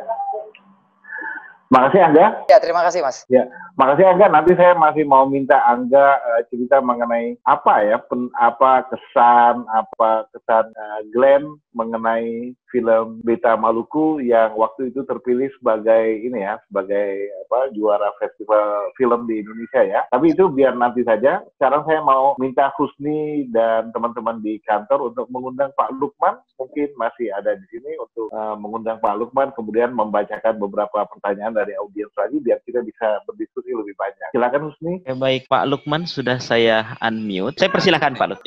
Ya, tentu pertama saya ingin menyampaikan ke Mas Ican, teman-teman pusat para Madinah, juga tentu buat Pak Pendeta Jeki Manuputi, Mbak Dia, Mas Angga, dan tentu kita semua. Ya, Glenn memang sosok yang sangat mengagumkan ya, dan tentu kita tidak akan pernah selesai habis membicarakan sosok seperti Glenn ini. Ketika saya diminta oleh sebuah media cetak membuat tulisan mengenai dia, saya agak kesulitan mengambil angle-nya dari mana, mengambil sudut pandangnya. Tapi lalu kemudian di tengah-tengah keterbatasan, saya memilih 3 hal yang tentu tidak cukup merepresentasikan sosok seperti almarhum ini. Di mata saya, tentu dengan segala keterbatasan saya melihat Glenn ini adalah penghibur. Dia selalu menghibur lingkungannya, karena ya tentu kita sama tahu dia sebagai musisi, Tuhan memberikan talenta yang luar biasa padanya, tidak hanya suaranya yang begitu merdu, tapi juga kemampuannya memainkan sejumlah alat musik yang tidak semua musisi memilikinya. Jadi Tuhan memberikan karunia kepadanya yang sungguh luar biasa, sehingga dengannya dia bisa menghibur siapa saja yang ada di sekitarnya. Glenn di mata saya juga seperti oase. Jadi di tengah-tengah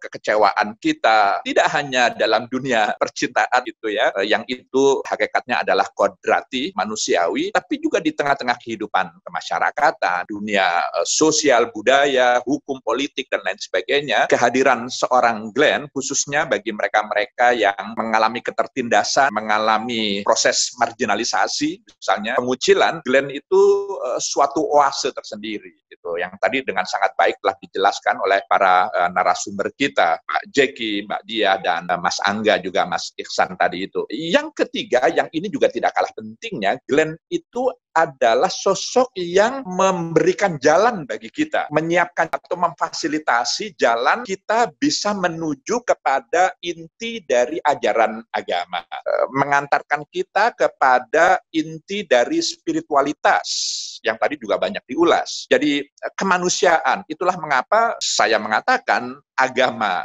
Glenn itu kemanusiaan. Dan itulah yang membuat dia, seperti tadi beberapa pertanyaan mengatakan apa untungnya bagi Glenn melakukan kerja-kerja kemanusiaan, meskipun resikonya, tantangannya adalah tidak hanya di bidang materi, tapi juga keselamatan jiwanya. Saya memandang karena dia melakukan itu semua merupakan panggilan hati. Jadi dorongan hati, rasa itulah yang menggerakkan semua pikiran dan tindakannya. Jadi seperti kebanyakan orang-orang besar, dia nothing tulus. Dia tidak punya pamrih yang macam-macam, apalagi kaitannya dengan materi, apakah dia akan menjadi bintang, apakah dia akan menjadi kaya, atau apalah pamrih-pamrih. Dia sepenuhnya aja dia berpikir, bekerja, melakukan banyak hal itu karena dorongan hati yang didorong oleh rasa. Dan itulah spiritualitas dia. Dan inilah menurut saya kekuatan bagaimana yang dimiliki oleh orang-orang besar, orang seperti Gus Dur, seperti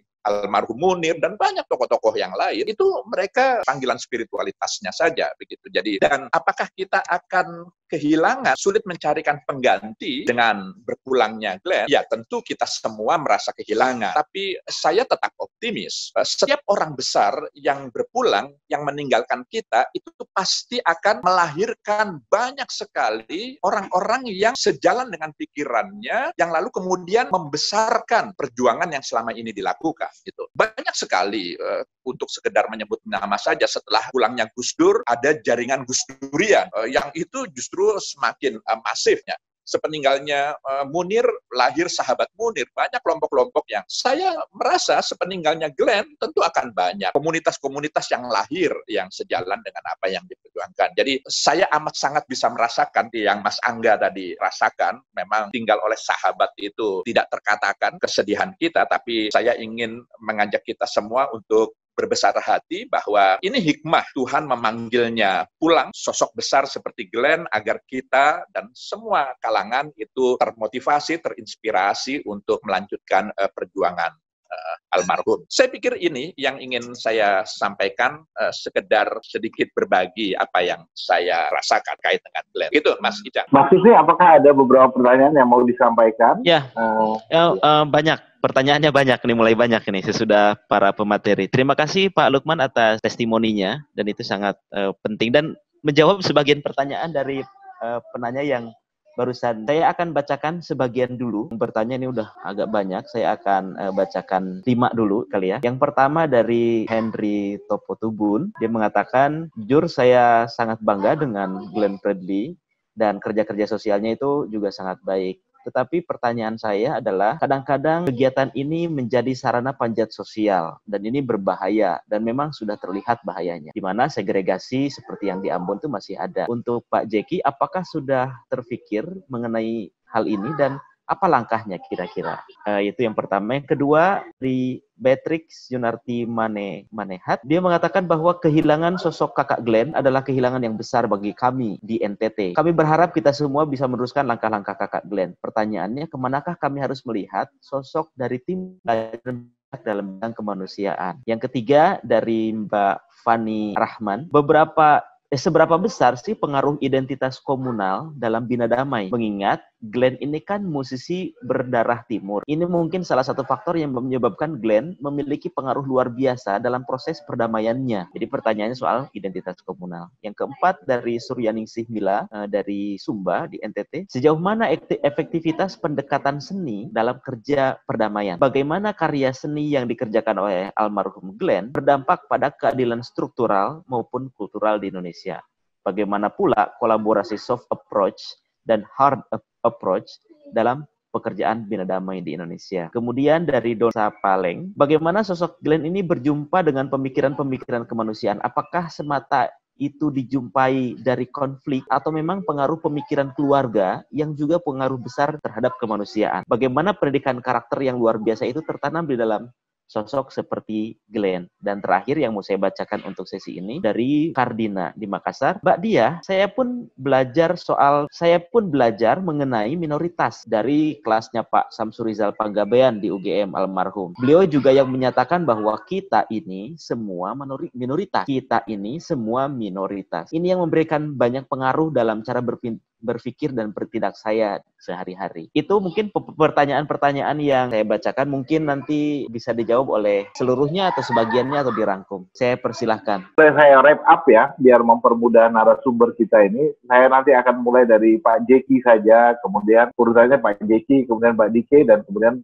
Mas Angga ya. Pak Jeki mungkin satu pertanyaan mengenai masa depan. Berdasarkan pengalaman Pak Jeki pasti ada beberapa ide itu ya. Pak Lukman, saya share juga optimismenya. Mudah-mudahan itu bisa membantu Angga ya. Yang tadi Angga, saya bayangkan Angga sehari-hari ini masih kehilangan teman gitu ya Angga ya. Jadi Pak Jeki tentang masa depan, sosok dari Timur, ada bukan saja dari Ambon tapi juga dari NTT tadi ya. Mbak Dike, beberapa hal yang tadi udah disampaikan oleh langsung dari muridnya. Mungkin bisa ceritakan juga bagaimana kita yang bukan artis, bukan siapa-siapa bisa mengembangkan perdamaian sehari-hari gitu Mbak Dike ya, kalau boleh ya. Mas Angga mungkin bisa cerita, selain saya tadi mendengar kesaksian apa pendapat Glenn ketika Beta Maluku dapat juara di FFI itu ya, apa yang sudah difikirkan untuk masa depannya Mas Angga. Jadi saya kira begitu, semalam kita sempat ngobrol mengenai rencana-rencana yang mungkin bisa melanjutkan apa yang sudah diusahakan oleh Glenn. Saya bisa mulai dari Pak Jeki, silakan Pak, mungkin waktunya kita batasi aja ya, karena saya ditegur oleh Husni itu banyak pertanyaan yang muncul. Jadi kita padat-padatkan gitu ya. Mudah-mudahan kita bisa selesai atau kita cari waktu lain nanti untuk membahas soal ini. Silakan mulai dari Pak Jeki. Terima kasih. Saya kira memang Glenn meninggal itu memang merasa ada kekosongan. Kosong karena konflik Maluku, dia melabrak konsep identitas, keteguhan identitas teman-teman muda. Dan Glenn masuk salah satu yang mengangkat kembali pride kolektif dari teman-teman di sana untuk berkarya, dan bahkan untuk membilang kepada Indonesia bahwa Indonesia bisa belajar dari Maluku tentang penyelesaian konflik, tentang kemajemukan, tentang persaudaraan. Itu spiritnya besar sekali. Intensitas dia untuk bolak-balik, pakai film Cahaya dari Timur. Saya merasa itu naik sekali untuk teman-teman muda di sana. Teman-teman muda di sana, sehingga ya ketika persoalan Ahok terjadi, mereka bisa juga menggalang kerjasama untuk mengirim pesan kepada Jakarta lewat Photography for Peace, lewat Music for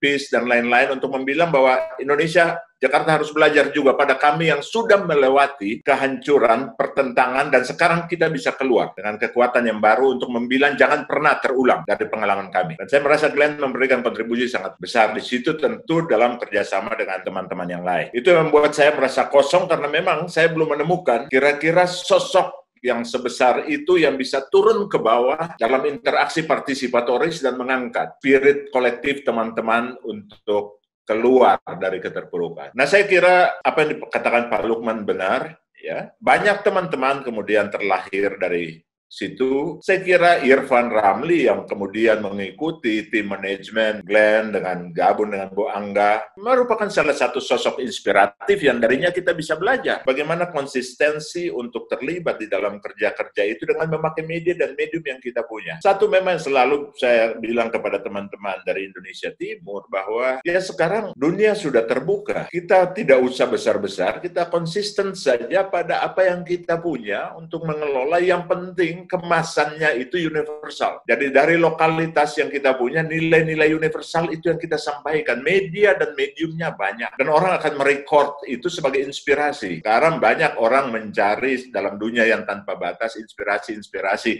dari berbagai wilayah. Dan saya kira teman-teman dari Maluku punya modal yang sangat banyak. Ya, pasca Glenn, ya bahkan ketika Glenn masih ada, selalu juga saya membagi itu kemana-mana untuk membilang bahwa ada kekuatan. Itu yang pertama. Yang kedua, saya kira pasca konflik ada pengentalan identitas, ada kemarahan dari teman-teman ya di Maluku atau di Indonesia Timur untuk menarik dikotomi paradoks yang sangat tajam antara pusat dan periferi dan pinggiran, pusat dan pinggiran. Ya, sehingga keras sekali. Lirik-lirik yang keluar itu adalah lirik-lirik gugatan yang sangat keras. Saya sepakat dengan itu, tapi satu hal yang harus dipelajari atau yang pembelajaran dari Glenn adalah proses dialektikanya. Yang dia bilang, dengan mencintai Timur, kita mencintai Indonesia. Jadi tidak ada paradoks dan dikotomi di situ. Artinya yang saya mau katakan bahwa involvement, ya, keterlibatan yang dalam itu adalah keterlibatan kemanusiaan, dan kita bisa memakai Indonesia Timur untuk membela nilai-nilai kemanusiaan yang harus kita perjuangkan bersama. Tidak saja di Timur, tapi di mana-mana. Ya,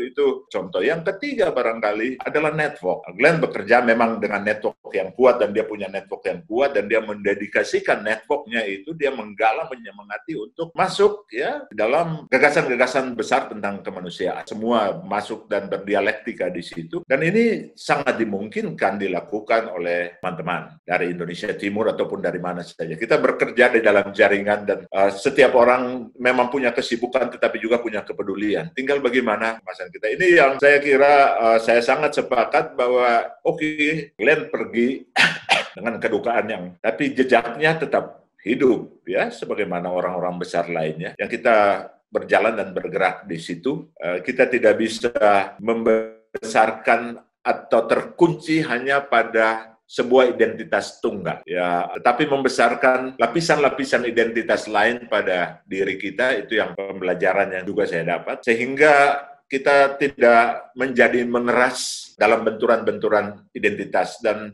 Glenn menjembatani lapisan-lapisan identitas itu dengan sangat luar biasa. Identitas dari Timur, identitas keindonesiaan, sebagai musisi, sebagai aktivis sosial. Jadi sangat berimbang konsep-konsep identitas yang coba dia bangun, dan itu menjadi pembelajaran bagi kita. Saya kira itu catatan dari saya. Terima kasih. Terima kasih Pak Jeki. We can feel you also. Mbak Dike, silakan. Terima kasih buat Mbak Kardina tadi mengingatkan kita semua pada salah seorang teman kita semua juga, almarhum Rizal Panggabean gitu. Darinya juga saya belajar istilah bahwa kita semua ini minoritas. Saya kira tanpa kesadaran bahwa pada titik tertentu kita ini minoritas, lemah, tidak punya privilege dan segala macam. Kalau kita tidak pernah mengalami itu dan kemudian menyadari itu, susah bagi kita untuk mengasah sentimentalitas terhadap kelompok lain yang minoritas, kelompok didiskriminasi dan segala macam gitu. Jadi terima kasih sudah mengingatkan saya pada guru yang mengajari saya soal. Nah, dari Pak Rizal Panggabean juga saya dan teman-teman yang lain belajar soal perdamaian atau bina damai sehari-hari gitu. Anda tidak harus jadi Gandhi, Anda tidak harus jadi Ibu Teresa, Anda tidak harus jadi Greta Thunberg, tidak harus jadi Gus Dur dan Glenn Fredly gitu untuk bisa berkontribusi terhadap bina damai gitu. Nah, kuncinya apa gitu? Lagi-lagi kembali ke poin-poin yang tadi gitu. Kuncinya nomor 1 sentimentalitas. Pertama kita harus bisa merasa dulu gitu. Di mata kuliah kami di UGM ada pengantar studi perdamaian, bina damai, dan segala macam, selalu kami tekankan bahwa di sini yang disekolahkan bukan otaknya, tapi utamanya perasaannya, gitu ya. We're here to school your emotions, gitu, bukan cuman your cognitive faculties. Jadi yang kita sekolahkan tuh perasaanmu, gitu, supaya kamu bisa tahu bagaimana rasanya kalau kamu tidak sedang punya kekuasaan, tidak sedang punya privilege, kamu minoritas, dan segala macam gitu. Tapi dari situ kemudian kita balik, kita minta siswa dan semuanya berefleksi soal privilege mereka gitu. Ada banyak orang yang tidak sadar dengan privilege-nya gitu, atau tidak sadar bahwa privilege-nya bisa dipakai untuk mendorong kerja-kerja berdamaian, untuk mendobrak struktur kekerasan dan kultur kekerasan. Saya ambil contoh yang ringan-ringan saja, biasanya orang menganggap remeh ibu rumah tangga gitu. Padahal ini kelompok yang sama sekali tidak remeh gitu. Apa privilege yang dipunyai ibu rumah tangga? Satu, mereka menentukan produk apa yang dipakai oleh keluarga. Minyak goreng macam apa yang dipakai oleh keluarga ini, sabun macam apa yang dipakai oleh keluarga ini, di mana sekolah, di mana anak disekolahkan dan segala macam. Nah, saya kira dari pilihan-pilihan itu, bahkan ibu rumah tangga yang seringkali dianggap perannya itu domestik, dia bisa berkontribusi secara luas di ranah publik dengan ini ya, menunjukkan kepada anaknya, kepada semuanya pembelaan ekonomi terhadap produk-produk yang yang ramah pada lingkungan, ramah pada buruh dan segala macam. Dia bisa memilih menyekolahkan anak di tempat yang homogen gitu, jadi satu agama atau satu etnis saja, atau justru disekolahkan diletakkan di tempat yang di situ dia bertemu orang dari berbagai macam kelas sosial, berbagai macam derajat abilitas dan disabilitas, agama yang berbeda dan segala macam. Kita bisa memilih menyekolahkan anak di sekolah inklusi atau sekolah yang lebih homogen gitu. Kemudian teman-teman yang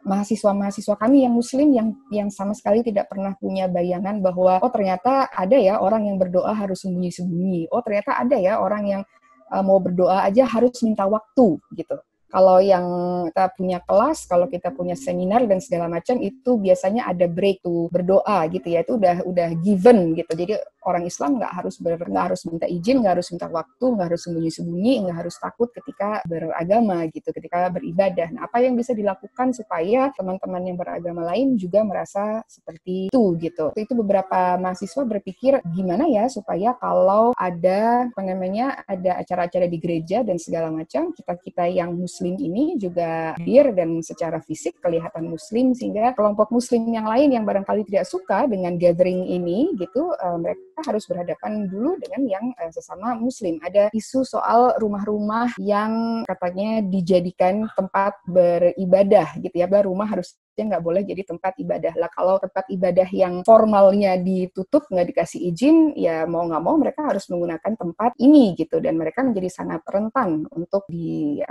untuk didatangi oleh kelompok-kelompok yang tidak suka. Nah, mereka yang muslim yang tidak pernah harus takut beribadah dan segala macam bisa berdiri di situ nongkrong-nongkrong gitu ya, tidak harus gahar dan segala macam ya, simply by being there Anda menunjukkan bahwa Anda pasang badan gitu. Di Jogja ini ada banyak sekali burjo gitu, tapi burjo mana yang Anda pilih, warung Indomie mana yang Anda pilih, apakah yang sekadar dekat dengan kos Anda atau yang memungkinkan Anda bertemu ngobrol dengan teman-teman Papua misalnya. Saya kira pilihan-pilihan sehari-hari itu, pilihan sehari-hari dalam 1, exercising privilege, 2, melatih sentimentalitas, dan 3, membuka ruang-ruangan perjumpaan, itu saya kira kunci bagi kita yang bukan Gandhi, kita yang bukan Ibu Teresa gitu, untuk tetap bisa mendobrak struktur dan kultur kekerasan. Makasih. Terima kasih Mbak Dike.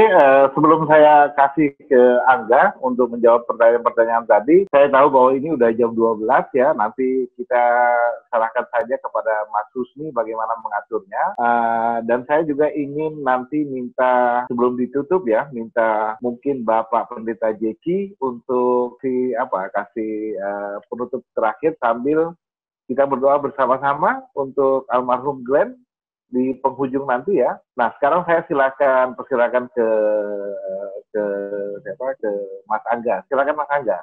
Mungkin karena sudah waktunya mepet, terima kasih Mas Ihsan, terima kasih untuk pertanyaan-pertanyaannya teman-teman. Pertama, saya mau address yang soal efektivitas seni terhadap perdamaian, terhadap perubahan. Apakah efektif? Saya bisa bilang saya nggak tahu sejujurnya. Tapi yang saya tahu, berkesenian, berkarya, seniman, film, musik adalah bagian dari civil society. Itu yang saya percaya. Kita adalah bagian dari stakeholder struktur sosial, politik, dan bila yang ada di part ini tidak melakukan sesuatu, maka akan ada yang kurang. Istilahnya, kalau kita melakukannya lewat jalur kami di kebudayaan dan kesenian, we do our part. Ada lagi akademisi seperti Mas Ihsan, ada lagi tokoh masyarakat seperti Pak Lukman, Pak Pendeta Jeki, dan ketika kita semua bergerak bersama, maka ini akan jadi perubahan. Dan bertahun-tahun itu yang diimpikan sebenarnya oleh Bung. Makanya kenapa Bung membangun jaringan yang luar biasa, dia bisa bertemu dengan Pak Lukman, dan Pak Lukman adalah orang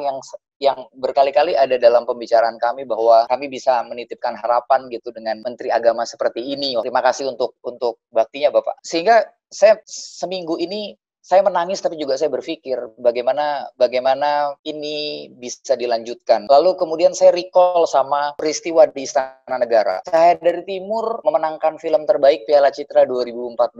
Ini film pertama saya sama Glenn sebagai produser, dan kami mendapat penghargaan tertinggi. Tapi itu bukan kemenangan buat kami. Kemenangan sebenarnya adalah ketika film ini diputar di Istana. Untuk pertama kalinya, setelah sekian lama nggak ada film diputar di Istana. Dan yang paling menarik adalah sejak awal, sebelum film ini memenangkan Piala Citra, Mitra, kita sadar bahwa film ini adalah suara dari Timur. This is project The Voice from the East. Film ini menyuarakan self-determination. Waktu saya berkenalan dengan Hena Masawaya dari Bung Glenn Fredly, saya bilang, mungkin nggak lagu ini dimasuk? Karena saya mendengar, yang saya tahu bahwa lagu ini cukup sensitif karena pernah dilarang oleh Orde Baru, dianggap sebagai lagu pemberontakan RMS dan segalanya. Tapi Bung meyakinkan bahwa inilah gongnya sebenarnya. Ketika sebuah lagu leluhur yang sebenarnya jadi sebuah representasi dari identitas ada dalam film yang secara sadar kita memberikan judul Beta Maluku karena ini adalah film tentang self-determination, maka menurut Bung Glenn akan jadi paket yang sempurna. Kita nggak pernah tahu bahwa film ini kemudian akan ada di Istana Negara, tepat di jantung kekuasaan. Film yang bercerita tentang self-determination, film yang mengumandangkan Hena Masawaya. Balik ke pertanyaan, apakah efektif? Saya bisa bilang, sampai hari ini kita belum bisa melihat banyak perubahan di Indonesia Timur. Kalau kita pakai perspektif itu, mungkin kita bisa melihat bahwa munculnya Cahaya dari Timur ditonton di istana mungkin bukan sesuatu yang berarti, tapi seperti yang tadi Pak Pendeta Jeki bilang, bahwa film ini bukan hanya tentang bagaimana akhirnya kekuasaan melihat Indonesia Timur, tapi film ini film dan kekaryaan Kakak Glenn sudah mampu membangkitkan kebanggaan komunal, dan lewat kebanggaan ini anak-anak muda Maluku yang sekarang saya lihat sampai hari ini mereka punya solidaritas, mereka punya cita-cita bersama, dan perjalanan dari perjuangan kemanusiaan, perdamaian ini perjalanan yang nggak akan pernah selesai, perjuangan yang nggak akan pernah selesai. Kita akan menghadapi tantangan dengan presiden baru nantinya, kita akan menghadapi tantangan dengan perubahan politik, geopolitik, dan segala macam. Tapi kita harus terus memupuk, kita harus terus, kalau dalam bahasanya Bung tuh menanam, sehingga generasi-generasi berikutnya akan terus menuai, dan ini akan dirawat dan akan terus merawat. Nah, dari peristiwa itu, dan kemudian saya nonton bagaimana Bung punya perasaan di sebuah video di Kompas TV yang sebelumnya saya nggak pernah nonton, jadi saya baru nonton itu ketika Bung udah nggak ada, dan itu bikin saya sejebol-jebolnya nangis waktu dia bilang bahwa dia bahagia banget melihat Cahaya dari Timur dan bagaimana perasaannya dia ketika putar di istana dan diungkapkan di televisi. Karena selama ini kita selalu, waktu Hena Masawaya berkumandang di Istana Negara, kita cuma rangkulan di belakang, kita nggak duduk di depan sama Pak Jokowi, kita ada di barisan paling belakang dan kita rangkulan, senyum sambil nangis. Dan ketika saya lihat Bung mengutarakan itu di depan kamera, saya bersyukur bahwa apa yang saya kerjakan dengannya membuat dia bahagia gitu ya. Tapi ya seperti yang Pak Lukman bilang, penting sekali bahwa ini nggak boleh berhenti, bahwa peristiwa kehilangan Glenn Fredly harus jadi peristiwa yang membangkitkan lebih banyak orang untuk bekerja atau melakukan hal yang sama gitu. Kalau di Gus Dur ada Gus Durian, maka saya berpikir ini cita-cita lamanya Bung juga, apa yang kita mau lakukan setelah Cahaya dari Timur. Problemnya waktu itu Cahaya dari Timur memang secara ekonomi dia tidak menghasilkan banyak, hanya dia nggak profit gitu ya, sehingga kita juga kehilangan bensin untuk melanjutkan. Tapi saya dengan perginya Bung, saya pengen punya komitmen untuk melanjutkan apa yang dia cita-citakan. Mungkin minggu depan kita akan launch Cahaya dari Timur Foundation, dan programnya adalah Glenn Fredly Initiative. Di dalamnya kita akan melanjutkan apa yang Bung sudah kerjakan dan mengerjakan mimpi-mimpinya terutama untuk Indonesia Timur gitu. Terima kasih Angga. Saya ingin menyerahkan ke Mas Husni dulu. Ini udah jam 12:10, jadi terserah Mas Husni saja bagaimana kita melanjutkan atau kita hentikan sementara ini misalnya, dan menyerahkannya ke Bapen untuk menyampaikan penutup. Silakan Mas Husni. Ya, kita punya waktu beberapa menit, tapi sebaiknya agar enak ya, saya bacakan aja beberapa pertanyaan. Mirip pertanyaannya, udah nggak terlalu banyak yang baru. Saya bacakan saja. Yang dari Joy Noventi, Diah Paramita, kemudian ada di YouTube juga Tabakwan. Mereka bertanya mengenai kaderisasi.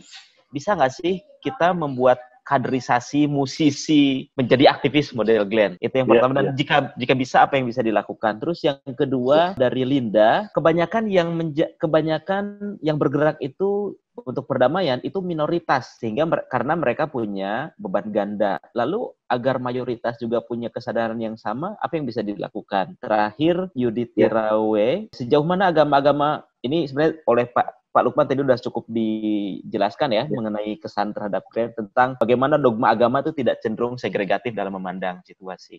Itu pertanyaan tambahan terakhir, mungkin mau direspon, silakan. Baik, saya kira Mbak Dike dulu, kemudian Angga, dan kemudian saya ingin mengundang Pak Jeki. Mungkin 2 menit sambil kasih closing gitu ya, Mbak Diki dulu. Halo, ya, terima kasih. Saya kira apa ya yang bisa ditambahkan? Saya kira Pak Jeki dan Mas Angga tadi udah cerita banyak banget bagaimana caranya kaderisasi, bagaimana caranya supaya yang mayoritas itu juga lebih bisa bergerak. Ya, saya kira sulit kalau kita tidak mulai dari mengasah sentimentalitas gitu. Jadi dalam bahasa Indonesia, sentimen itu sesuatu yang negatif, sentimen lu gitu. Padahal sentimentalitas itu modal yang besar bagi kita untuk tidak gagal mengakui dan merasakan kemanusiaan pihak lain gitu, yang karena rumor, karena pengalaman buruk masa lalu, karena propaganda dan segala macam, itu lebih mudah kita stigma sebagai musuh segitu, bukan sebagai teman. Jadi buat saya sih kaderisasi yang paling penting itu melalui sentimentalisasi, gimana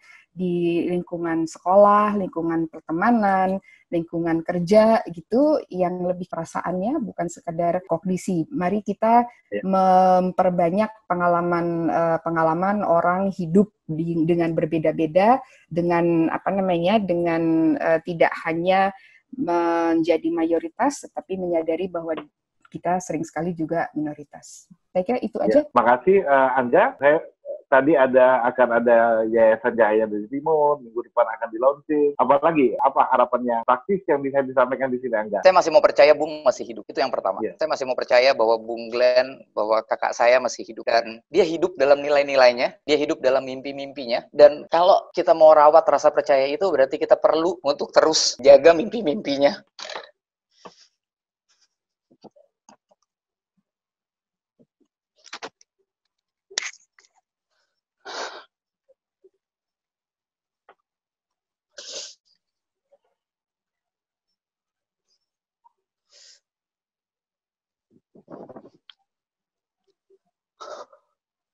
Dan merawat nilai-nilainya. Kayaknya itu yang akan saya lakukan supaya saya masih percaya bahwa Bung masih hidup.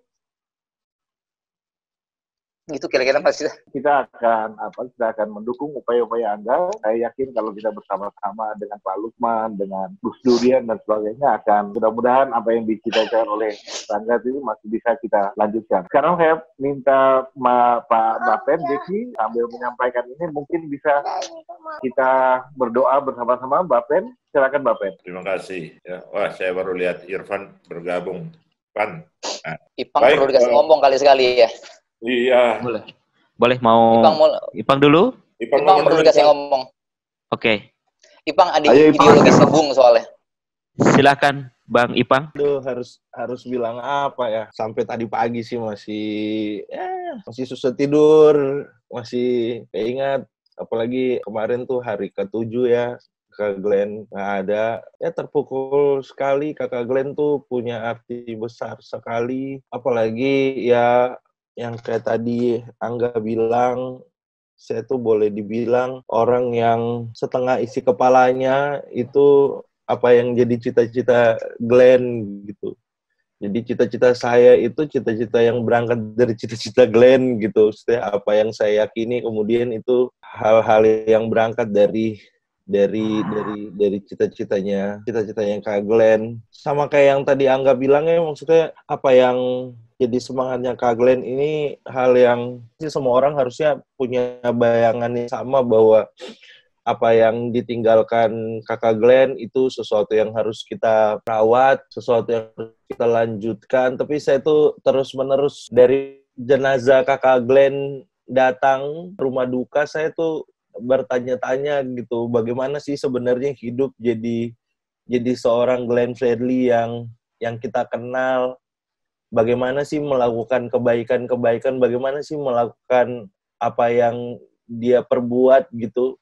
Lalu memang akhirnya saya percaya tadi ada pertanyaan, saya gabung ketika ada pertanyaan, mungkinkah ini sesuatu yang bisa dikaderisasi? Saya pikir ini sesuatu yang memang instingtif gitu, sesuatu yang datang dari diri sendiri, dari hati gitu. Orang tidak bisa diarahkan untuk jadi itu, dia akan menjadi itu dengan sendirinya. Dan Kakak Glenn memang demikian gitu, maksudnya dia berkebaikan tanpa perlu menganggap dirinya baik atau meminta dirinya dianggap baik gitu. Dia memang orang yang baik, jadi dia menjadi baik. baik dengan sendirinya gitu. Saya pikir terlalu banyak sih sebenarnya Kakak Glenn itu, maksudnya sebagai teladan, sebagai kita selalu bilang Kakak Glenn tuh kompas moral gitu. Kenapa? Karena ya kadang-kadang kita nggak sepakat, kadang-kadang kita berdebat gitu, tapi Kakak Glenn tuh orang yang paling tahu gimana caranya menyikapi perbedaan, dan kita tuh nggak pernah mau berantem ke arah yang negatif gitu. Selalu ada beda pendapat, tidak selalu sepakat, tapi Kakak Glenn tuh salah satu yang paling utama dari dia adalah dia punya kemampuan merangkul yang luar biasa gitu. Saya selalu bilang bahwa Kakak Glenn tuh punya social skill luar biasa karena dia bisa diterima dimanapun, siapapun, dalam situasi apapun. Ya tidak sekali sih terlibat dalam situasi di mana orang-orang mau berdebat, mau berkelahi, dan ada Kakak Glenn di sana. Kakak Glenn lah juru damainya. Jadi saya pikir kita kehilangan besar, dan kemarin menarik ya, maksudnya orang-orang bikin peringatan untuk Glenn, dan rasanya semua orang tahu bahwa kita mungkin akan sulit sekali dalam banyak hal, apalagi soal-soal Indonesia Timur, apalagi soal-soal kemanusiaan, itu kita kehilangan panggung sebesar panggungnya Glenn Fredly gitu. Dan mungkin itu hal yang perlu kita ulang tapi dengan bentuk yang berbeda. Pikir begitu ya. Ya, terima kasih, Mak. Terima kasih Kakak Ipan. Ya, Om Isan. Nanti kita diskusi lebih banyak ya, karena ini ada beberapa orang yang harus, tadi Kakak Ipan kita panggil Pak, dia belum lagi sarapan mungkin Kakak Ipan ya. Iya. Nanti kita ngobrol lagi Kang Ipan, ya. Tetapi kan kita harus secara formal menyelesaikan acara kita pagi ini sayangnya, karena ada beberapa teman yang harus pergi nih, ada yang mengajar, ada yang dan sebagainya ya.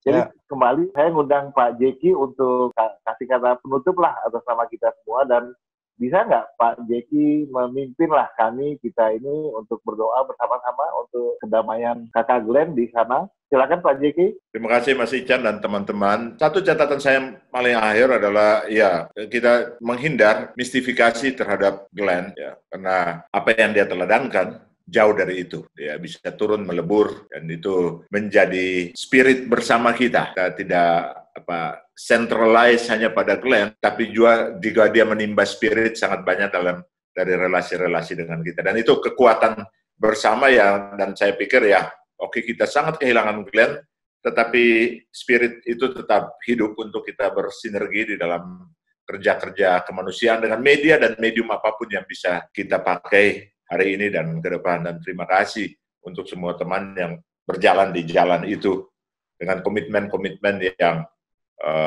telah ada. Ya, saya doa Presiden kita bisa sama-sama mengamini, baik bagi Glenn, tapi juga bagi gerakan-gerakan perdamaian di Indonesia. Kita berdoa.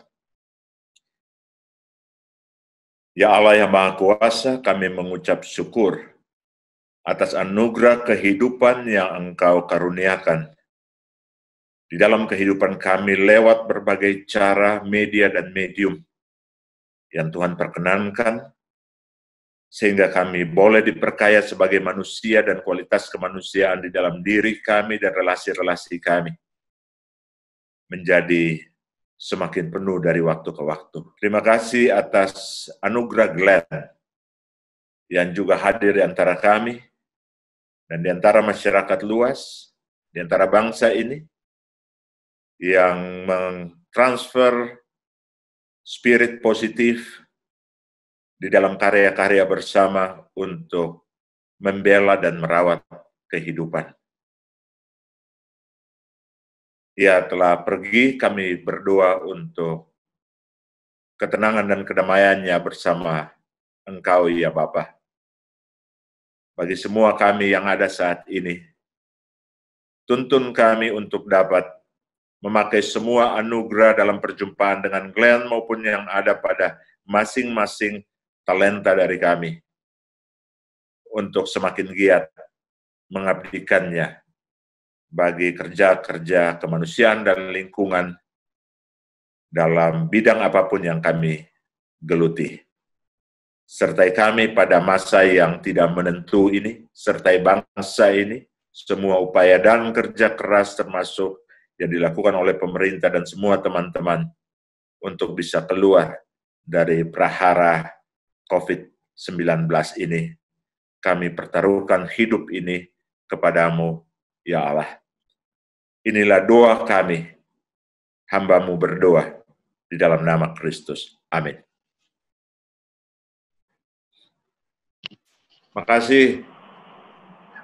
Terima kasih Pak Jeki. Sekarang saya mau serahkan kembali ke host di Pusat Para Madinah. Saya personally minta maaf ya kepada Angga, kepada Kakak Ipang, kepada Jeki, kepada Bu Diki kalau saya tadi harus memotong-motong beberapa hal karena ya padahal saya sendiri sangat tertarik untuk mendengar semuanya.